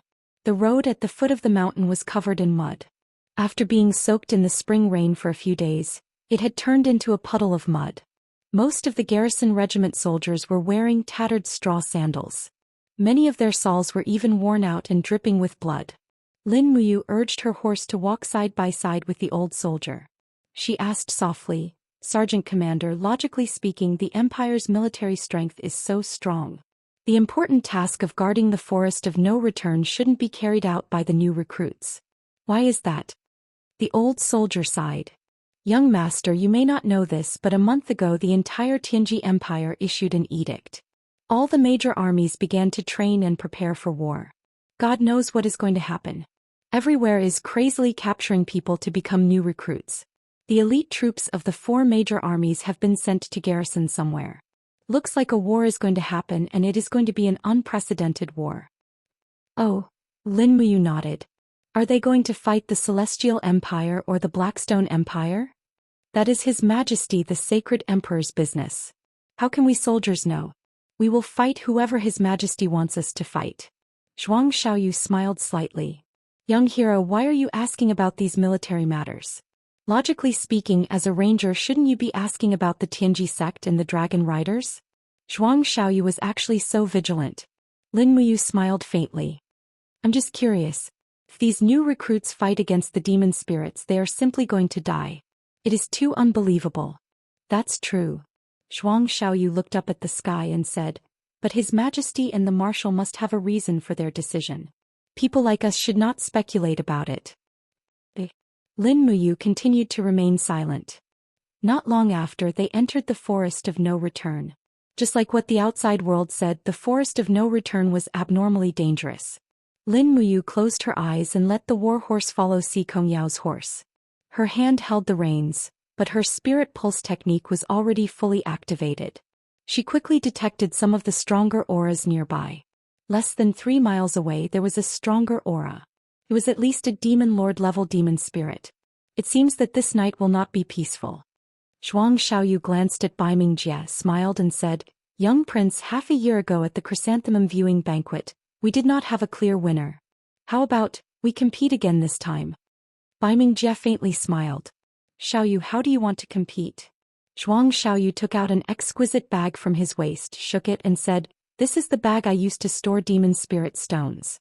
It's still empty. From now until we leave the forest of no return, we'll see whose bag has more demon spirit stones and who is stronger. We'll compete based on the quality of the demon spirit stones. How about it?" "Ah, that's exactly what I was thinking." Bai Mingjie readily agreed and said, "But once a demon spirit appears, it belongs to the capable. Brother Xiaoyu should understand this logic, right?" "Of course." Zhuang Xiaoyu nodded. "If it's a demon spirit that young prince likes, I, Zhuang Xiaoyu, will not compete for it." "Good, it's a deal." At this moment, Xianxia's pair of beautiful eyes swept over Lin Muyu and Lu Bai. She then smiled and said, "Since it's a competition, the more people the better. I heard from Yao that this young hero's strength is above Yao's. If that's the case, why don't you participate in the competition together? The three of us can compete to be the strongest in our group. How about it? Xianxia was a little excited. She looked at Lin Muyu, her eyes full of encouragement. Lin Muyu groaned inwardly. This Xianxian was really not a simple woman. Xianxian just wanted to see how capable she was. With just a few words she was unable to reject her. Lin Muyu nodded. I'll participate then. Zhuang Xiaoyu said. Huh? That's good. A competition between three people is even more interesting. But, since it's a competition, shouldn't there be a prize? Yao, Miss Xiangqian, what kind of prize do you think would be the best for the winner of the competition? Xianxia said, gold? Isn't that too vulgar? Zhuang Xiaoyu smiled and denied. Then, a Demon King level Demon Spirit Stone? It's a little shabby and it doesn't have any practical meaning. This time it was Baiming who denied it. His gaze kept wandering around Xiangqian's body. Obviously, Baiming was also one of Xiangqian's pursuers. He came here because of Xiangqian. His goal was very simple. Xianxia saw through his thoughts. She lightly smiled and flew up, landing behind Xiangqian. She hugged Xiangqian's waist and giggled. Little girl, what do you want to do? Xiangqian couldn't help but laugh. Xianxia grabbed the elegant cloak behind Xiangqian and said, this cloak has the Empire's emblem pattern personally rusted by Big Sister Xiangqian. It's also Big Sister Xiangqian's beloved item. How about this? Big Sister Xiangqian will sacrifice herself. Whoever wins the competition, Big Sister Xiangqian's cloak will be given to that person. How about it? This idea isn't bad, right? Baiming clapped his hands and smiled. That's great. Zhuang Xiaoyu was a little embarrassed. I just don't know what Miss Xiangqian thinks. Chapter 754. Xiangqian's face turned red. How can I give you my personal clothes? For the women of Tianji Empire, giving away personal clothes meant tacit acceptance of the other party's affection. This naturally had a deep meaning. Moreover, Xianxia had her own little plan. She hoped that Lin Muyu could win this robe. In this way she could matchmake Lin Muyu and Xiangqian. Then she would be able to keep Lin Muyu in Tianji sect. However, Lin Muyu was holding the reins with both hands and looking forward. She allowed the dew on the branches to drip on her shoulders. She was as tranquil as water, as if there was no one else around. Her handsome side profile was indescribably pleasing to the eye. Xianxia almost couldn't bear to move her eyes away when she saw him. She couldn't help but question her original intention. It seemed that this man was really good. Why did she have to give him to Xiangqian? However, Lin Muyu didn't seem to be interested in her at all. Was it because she had a flat chest? Xianxia lowered her head and looked at her chest. It was unfair. Why? Thinking of this, Xianxia couldn't help but pout. Her heart almost collapsed at this moment. As a result, the competition agreement was made. The final winner would be determined by the quality and quantity of the Demon Spirit Stones. 1 Demon Emperor level Demon Spirit Stone was equivalent to 3 Demon King level Demon Spirit Stones, and 1 Demon King level Demon Spirit Stone was equivalent to 3 Demon Venerable level Demon Spirit Stones. According to this calculation, the person with the highest points would get the robe that Xiangqian was wearing. Xiangqian didn't object, which meant that she had tacitly agreed to this agreement. The winner of this competition would be the person she had tacitly agreed to love. This was the dream of many playboys. Shi Tianming was silent at the side. His face was ashen. He wasn't qualified to participate in this kind of competition. Not to mention the Demon Spirit Stones, it would be difficult for him to fight against a Class 4 Demon Spirit. If he encountered a Demon Venerable, Demon King or Demon Emperor level Demon Spirit, he would be instantly killed. This also meant that he was destined to get nothing. Young hero, Shi Tianming suddenly said in a low voice. What's the matter, young Master Shi? Lin Muyu asked with a smile. If you win, can you give the robe to me? Shi Tianming asked. Lin Muyu smiled meaningfully. But even if you get the robe, you won't be able to win Miss Xiangqian's heart. What's the use of that? Besides, she'll definitely be tired of this. Instead of that, it's better for you to remain calm throughout the journey and deal with everything calmly. Even if you're not strong enough, you can't let her look down on you. In this way, perhaps she'll look at you in a new light. After all, you're the son of the Minister of War. Isn't your status very high? Shi Tianming was suddenly enlightened. He had a respectful look on his face as he said, Young hero, you're indeed someone who's detached from worldly affairs. Your words have enlightened me. I get it now. I get it now. Young hero, you have a unique understanding of picking up girls. You're far better than those young masters from the prestigious clans in Tianji City. I'm very impressed. This, Shi Tianming's praise almost made Lin Muyu blush. Si Kongyao, who was beside her, also giggled. Lin Muyu's voice was neither loud nor soft. With Si Kongyao's cultivation, it was not difficult for her to hear it. Xianxia's cultivation was also not bad. However, she still calmly spurred her horse forward as if she hadn't heard it at all. In the blink of an eye, night fell. The night in the forest of no return became even more gloomy and terrifying. Lin Muyu and Lu Bai lit a torch and walked in front, looking for a suitable campsite. After all, although Zhuang Xiaoyu and Bai Mingjie's cultivation was high, they might not be very good at camping in the wild. These new talents from prestigious clans almost grew up soaking in a medicine vat filled with demon spirit stones. They were a far cry from Lin Muyu, a god state expert who fought and killed her way up. Let's choose that place. Lin Muyu pointed to a triangular trough-shaped valley in front of them and said, "Shall we camp here tonight?" Zhuang Xiaoyu frowned and said, "It's low-lying and humid here and the field of vision is not wide enough. Why do we camp here?" Lin Muyu smiled slightly and said, "Because it's close to the water source. If it's only close to the stream, I'm afraid it's better on the top of the mountain." Zhuang Xiaoyu seemed to be very impatient and said, "I think we'd better camp on the top of the mountain. It's dry and comfortable. Yao Miss Xianxian, let's go over there, shall we?" Obviously, he was unwilling to accept Lin Muyu's arrangement. After all, as the son of the premier of the cabinet and the #1 new master in Tianji City, he was not willing to be manipulated by a nobody like Lin Muyu. Xianxian said with a smile, "There's no hurry. Let's listen to why you choose to camp here." Lin Muyu said, "It's very simple. There are a lot of spirit beasts and wild beasts in the forest of no return. I think you can also feel their restless breaths. The reason I chose here is very simple. It's downwind and our breaths will stop in the camp. If we choose the top of the mountain where it's upwind, the wind will send our breaths to the wild beasts and demons, and they will naturally find us. Even if we are not afraid of demons, at least we need a good night's rest to recover our spirits for tomorrow's adventure." Zhuang Xiaoyu was dumbfounded and couldn't refute.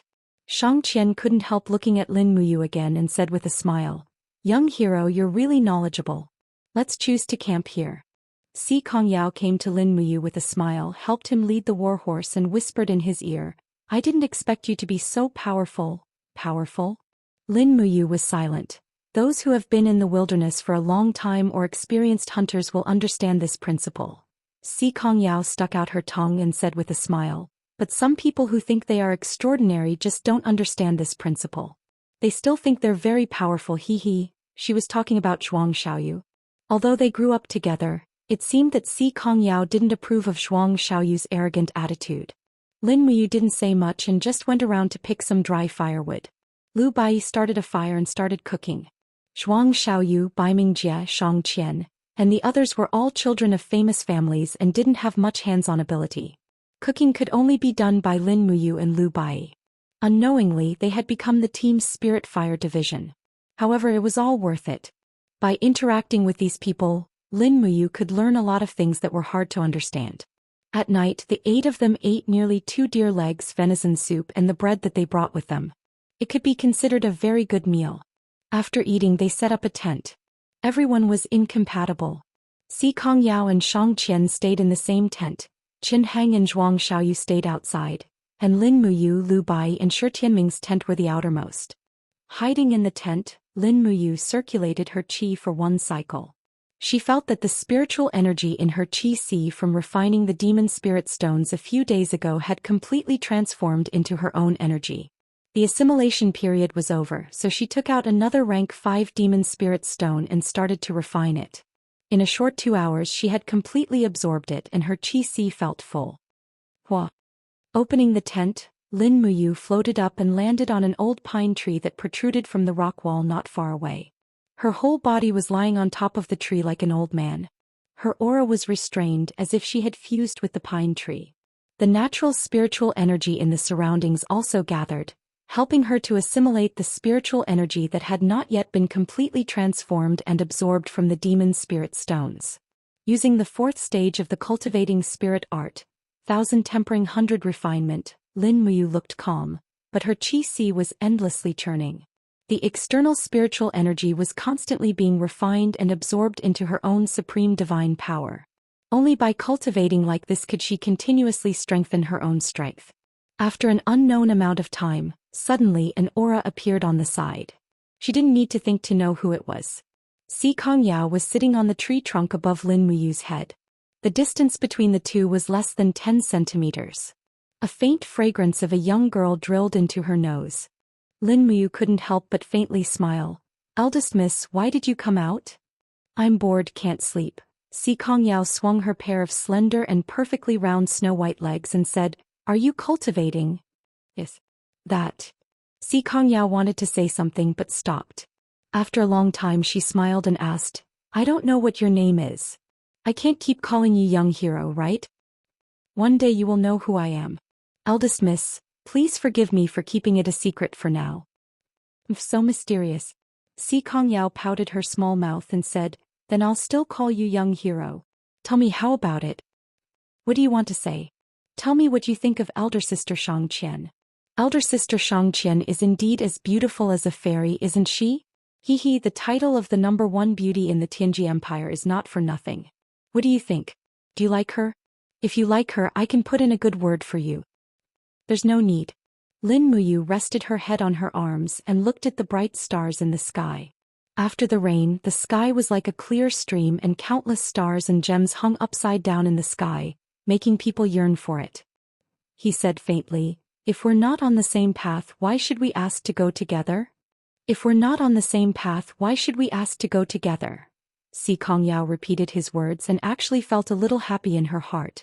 She smiled and said, "So you don't like elder sister Xianxian?" "Yes."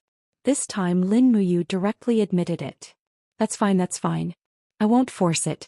Xianxia actually felt relieved. "Young Miss Xikong, tell me about the 3 empires, please." Lin Muyu's voice was calm. "I'm cultivating in the deep mountains, so I know nothing about these things. I want to know about the history of the celestial pole continent and the current situation."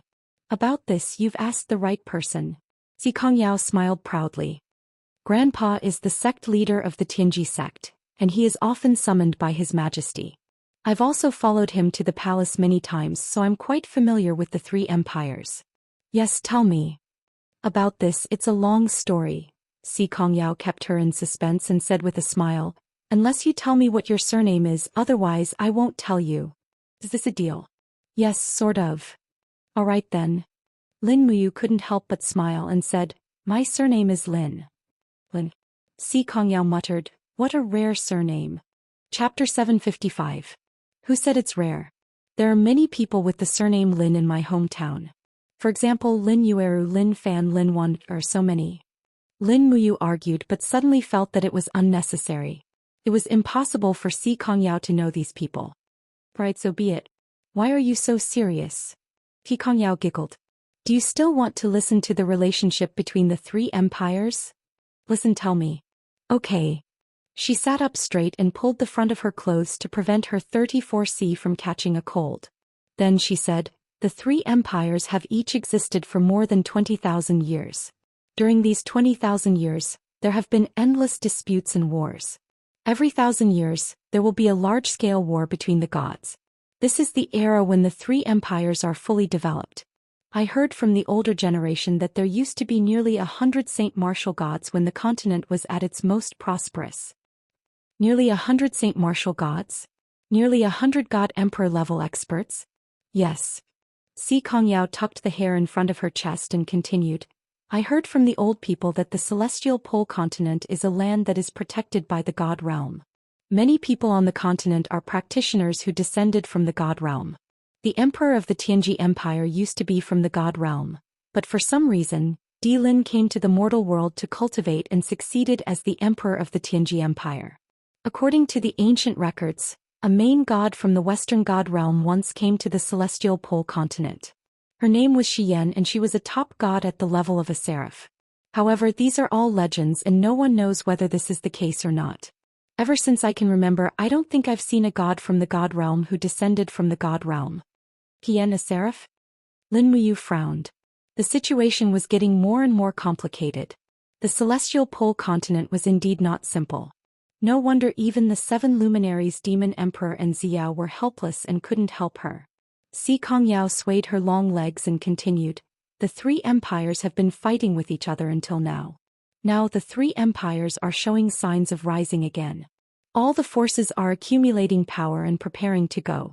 They are vigorously building the Dragon Rider army for the sake of war. What hunting demon spirits? That's just a lie. At present, it seems that the Heavenju Empire has the most land and the most military strength. However, the Tianji Empire's military strength is the most elite. They also have the most sacred warriors. Therefore, in terms of military strength, the Tianji Empire is the strongest. But what? Si Kongyao smiled and said, however, the Celestial Empire has always wanted to replace the Tianji Empire and become the new overlord of the continent. After all, they have the most land and the most population, so they have the qualifications. The current emperor of the Celestial Empire is Qin Hai, but his cultivation is very low. He is addicted to wine and women and his body is very weak. I don't think he will live for many years. Qin Hai has 2 sons. The crown prince Zhou Xian is similar to his father. He is also addicted to women and does not have the will to improve. However, the second prince Qin Yu is different. He has many good friends and gathered a large group of people who are skilled in both the pen and the sword to serve him. Moreover, Qin Yu holds more than half of the military power of the Celestial Empire. People say that once Qin Hai dies, Qin Yu will definitely kill his brother and usurp the throne. And once Qin Yu ascends to the throne of the Celestial Empire, that day will be the day when the Celestial Empire and the Tianji Empire go to war. Qin Yu hates the Tianji Empire. Lin Muyu was puzzled. Yes. Si Kongyao nodded and smiled. In fact, it's very interesting. The most powerful sect in the Celestial Empire is the Celestial Extinction Sect, one of the 3 saint sects. The Celestial Extinction Sect has a saintess who was originally in love with Qin Yu. But later, in order to maintain peace at the border, Qin Hai decreed that the saintess be married to the emperor of the Tianji Empire, Baiming Yuan, who is 7,000 years old. Qin Yu hates Baiming Yuan and his father. He will settle the score sooner or later, he. It's so complicated. Lin Muyu narrowed her eyes and said, in that case the Celestial Empire and the Tianji Empire are most likely to go to war. Yes. Si Kongyao lightly smiled. But it's hard to say. The Darkstone Empire has always been concealing its strength and biding its time for many years, and it's nurtured many troops. Even though it has a small population and the smallest territory, the Darkstone Empire's Emperor Shi Yuan has worked hard to rule the empire, and he wholeheartedly wants to revive the empire's once flourishing era and allow the Darkstone Empire to become the new master of the continent. Shi Yuan has trained over 100 dragon cavaliers, over 20,000 beast cavaliers, and an army of 500,000 foot soldiers with a tiny territory of 3 provinces. It's sufficient to show how great his ambition is. How is the relationship between the Blackstone Empire and the Tianji Empire and the Tianji Empire? Not really good. They all have their own ulterior motives. Once there's a chance, I think the Blackstone Empire will attack the capital of the other 2 empires at all costs and take over the entire Celestial Pole continent. Oh, Lin Muyu asked tentatively with a smile. Miss, is the Celestial Pole continent the only continent under the sky? I don't know, but it seems that way so far. Si Kongyao smiled and said, why? Are you interested in the forces outside the 3 empires' territory? Tell me. The 3 empires' military power is enough to dominate the entire plain, but there are 2 other forces outside the 3 empires. One is the Wolf Valley and the other is the Thunder Spirit tribe. Although they have fewer people, their power can't be underestimated. They have a lot of elite cultivators. The 3 empires have tried many times to rope them in, but to no avail. These 2 tribes are currently neutral. Oh, Lin Muyu responded and said, Miss, do you know the reason why the Tianji Empire gathered the 4 armies for training? I don't know. How would I know about these military matters? All right. Lin Muyu stretched her arms and said, I'm going back to sleep. You should sleep early too, Mississippi. Okay, I'm going back to sleep too. Back in the tent, Lin Muyu took out a map of the Celestial Pole continent from her Qiankuan bag. She bought this map for 1 gold coin, and it described the Celestial Pole continent in detail. It was like a treasure to her. She opened her palm lightly, and a faint celestial dragon crystal appeared, illuminating the map. This map had obviously been used many times. It was a little worn out, but it didn't affect observation. The Tianji Empire and the Blackstone Empire were in the east of the continent. Further east was the East Sea. The entire Celestial Pole continent's territory was huge. The Celestial Pole continent was very far from the coast, separated by the two empires. This also meant that the Celestial Pole continent couldn't directly send troops to the Shattered Cauldron realm unless the Tianji Empire or the Blackstone Empire asked for help. At present it seemed unlikely that they would. Lin Muyu took a deep breath. He was worried. Feng Jixing and Tang Xiaoxi were preparing for war in the Shattered Cauldron realm. He had to buy enough time for them. At present there seemed to be only one way, to make friends with the Celestial Empire. To fight against the Tianji Empire and the Blackstone Empire. This was the unique magic weapon passed down by the ancestors. Only in this way could they fight for a chance of survival for the Shattered Cauldron realm. Otherwise, the Qin Empire wouldn't be able to withstand the pressure of the three great war fortresses. After thinking for a long time, she finally decided to use telekinesis to send a message. And this time she directly found Feng Jixing and showed the detailed description of the three empires and this map to Feng Jixing so that he could draw a new one according to his memory. In a short 5 minutes, using telekinesis to send a message through the plane almost exhausted Lin Muyu. She had used up nearly 80% of her divine power and she was very weak. However, at this moment, Zhuang Xiaoyu's voice suddenly came from outside. "Everyone be careful. The demon spirit is coming." Lin Muyu flew out of the tent. Sure enough, there was a snake-like thing dozens of meters away. There were 4 colors on its neck and its demonic power was very strong. It was a Tier 4 demon spirit. Lu Bai, Qin Hang and Shi Tianming didn't plan to participate in the battle, so they all held up torches to illuminate the surroundings. Zhuang Xiaoyu stood proudly in the air with a cloud under his feet. He smiled with his bare hands and said, "Young prince, are you going to fight this evil beast or should I? It's a Tier 4 demon spirit." His tone was full of provocation. As a member of the imperial family, Baiming Jie naturally couldn't tarnish the prestige of the imperial family. Moreover, he was a sacred martial venerable, so he couldn't tolerate any blasphemy. He raised his hand and drew his sword from his waist and said, "Let me do it. I'll help young prince." At the side, Xianxia, who was not far away, clenched her fist and said, "Hey, you guys haven't asked the other contestant, right? That young hero is also qualified to fight with the demon spirit." "No need." Lin Muyu waved her hand and said with a smile, "I'm not feeling well, let young prince slay the demon spirit. Many thanks." Baiming Jie smiled cheerfully, raised his sword and rushed over. His body was wrapped in a ball of raging flames, and when he swung his sword, it was a full ice attack. This young prince wasn't simple, he was actually a cultivator of the law of ice and fire. It seemed like his godhead was at least the heavenly Tao personality. Bang! In the midst of the dance of the ice and fire, the demon spirit twisted its head and used the horn on its head to block Baiming Jie's attack. It opened its mouth wide and tried to swallow Baiming Jie's waist, its speed extremely fast. In your dreams. Baiming Jie instantly disappeared. The demon spirit only bit his afterimage. This was the ability to shatter the void, and the long sword brought a pillar of fire down from the sky. Boom! The raging flames engulfed the entire body of the demon spirit, and fresh blood splattered everywhere. However, before Baiming Jie landed, he suddenly felt a sharp pain from his waist. He had actually been caught off guard by the demon spirit's tail whip attack, and he had already spat out blood and rolled away. "Young prince." Zhuang Xiaoyu was shocked. "Don't come over." Baiming Jie flipped in the air and forcefully twisted his body. The long sword emitted a scarlet-red raging flame, and with a roar he slashed out with his sword. This slash used at least 90% of his strength. Hiss hiss. The demon spirit wailed, half of its head was almost split open by Baiming Jie just like that. After all, Baiming Jie was a sacred martial venerable with the cultivation of the 11th level of the Grotto Heaven realm.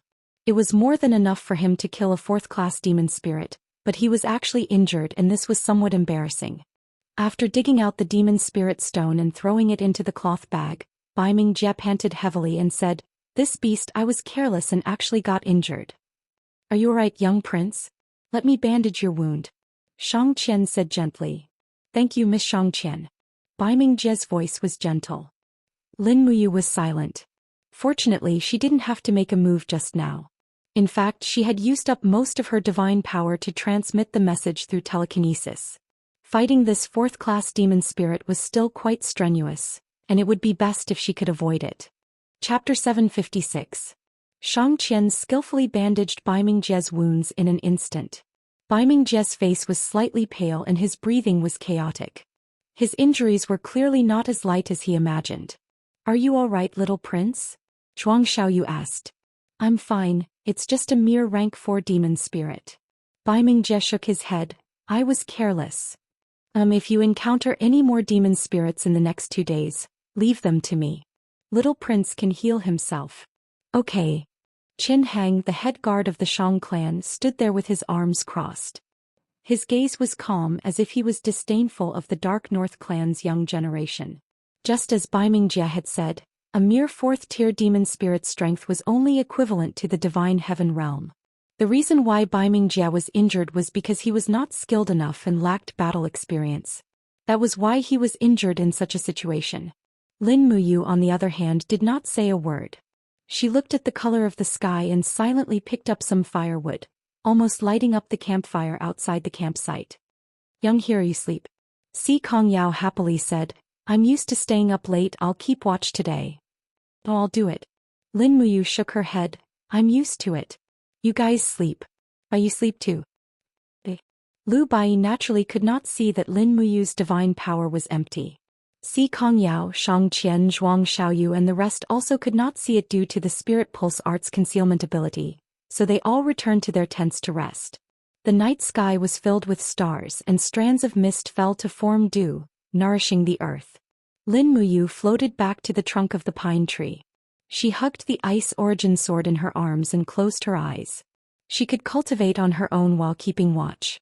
The god-binding chains and the 7 luminaries' celestial gourd glowed faintly as they absorbed the spiritual chi of heaven and earth in the surroundings to replenish their master's divine power.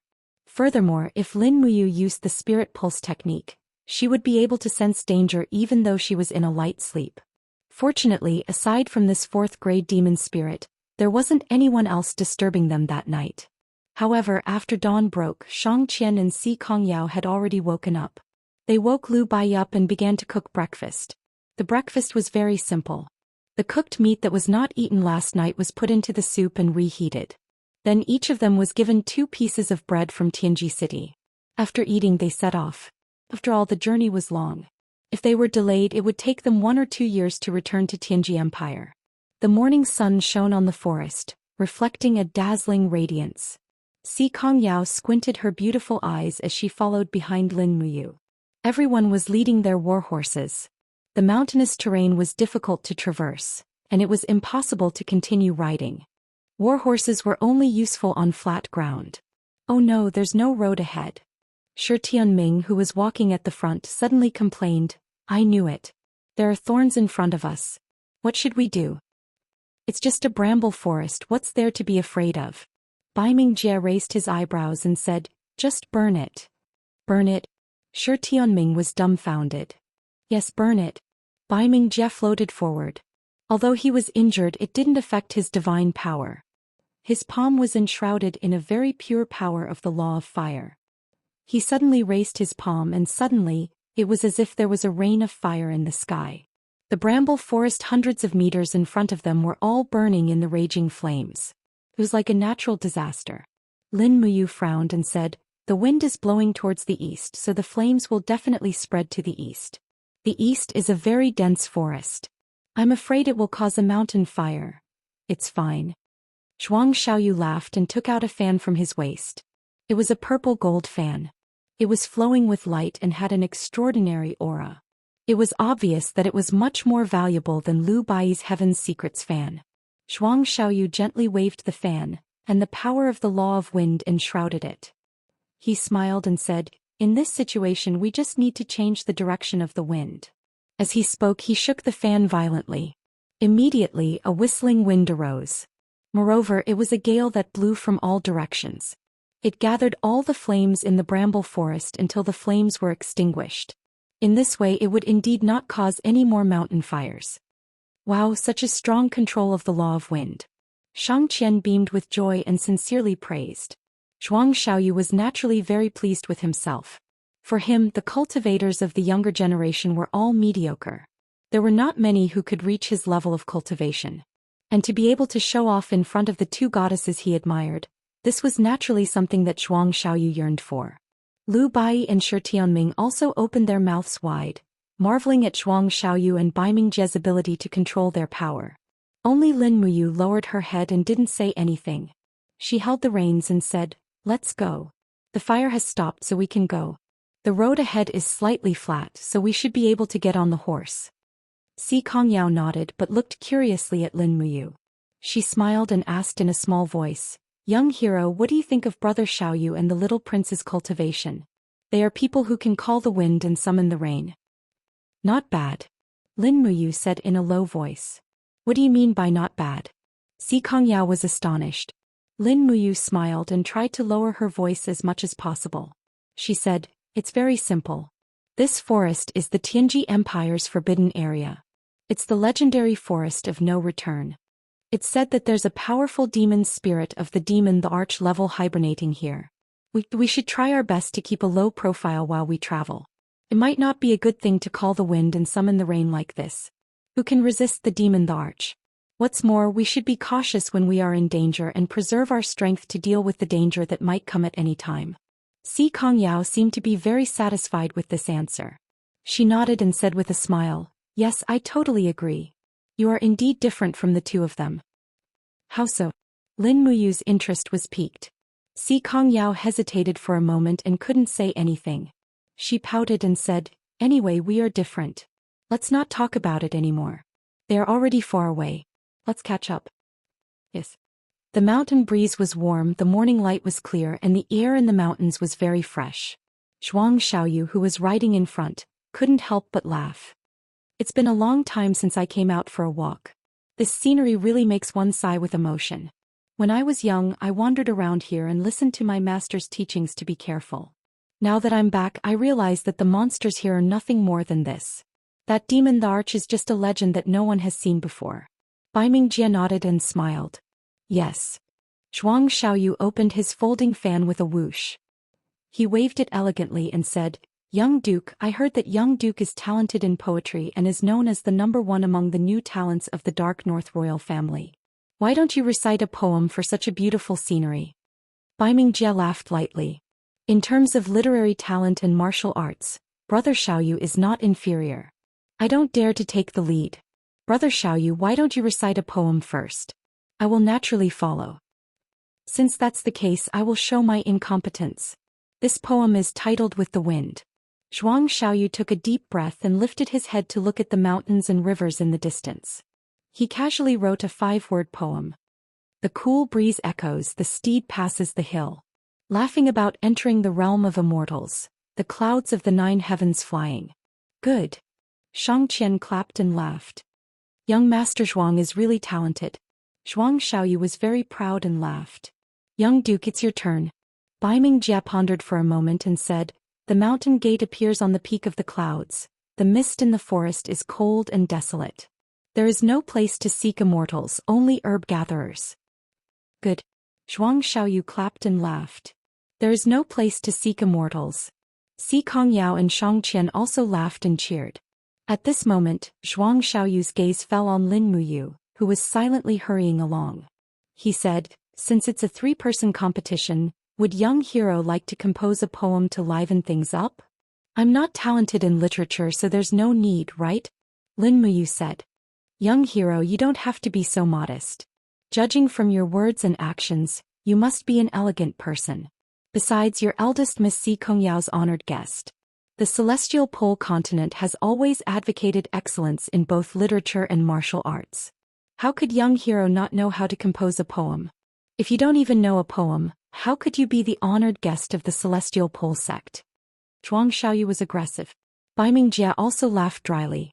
"Yes, young hero, you don't have to be so modest. I can compose a poem in the time it takes for a joss stick to burn." "There's no need." Lin Muyu urged her horse forward and smoothly recited a poem.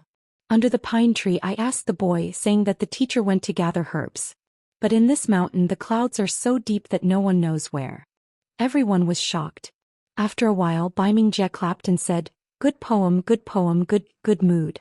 I didn't expect young hero to be so talented in both literature and martial arts. Not simple, not simple. Little prince, you flatter me. Lin Muyu sneered in her heart. I'm familiar with 300 poems from the Tang dynasty. You guys want to compete with me in poetry? Isn't this the same as not taking the road to heaven but barging into hell? Zhuang Xiaoyu smiled indifferently. I only saw some similar literary talent. As for your martial arts, I wonder when I'll be lucky enough to see young hero's martial arts cultivation? You definitely will. Lin Muyu faintly smiled. At this moment the divine power in his body had already recovered to about 60%. It wouldn't be a problem for him to fight. The problem was that he couldn't fight against a Demon King level demon spirit. That would only be asking for humiliation. Furthermore, Qin Hang, who had the highest cultivation in this group, was at least a divine king. Even he didn't say anything. It was better for her to keep a low profile. Just at this moment, a rustling sound came from the bushes in the distance. They could faintly see the grass moving, instantly attracting everyone's attention. A guest has arrived. Zhuang Xiaoyu said coldly. That guest was none other than a pack of wolves. Lin Muyu's spiritual pulse technique had already sensed this pack of wolves. It's just that these wolves had low cultivation. Their necks were filled with patterns of 9 different colors. They were the legendary 9th-tier demon spirits. Their strength was at most equivalent to a 500-year spiritual beast in the Shattered Cauldron realm. It wasn't worth mentioning. The only thing that made people afraid was the large number of wolves. There were at least 30 of them. It's the hunting wolves. Si Kongyao lightly smiled and said, our luck is pretty good. We met a pack of wolves on the first day.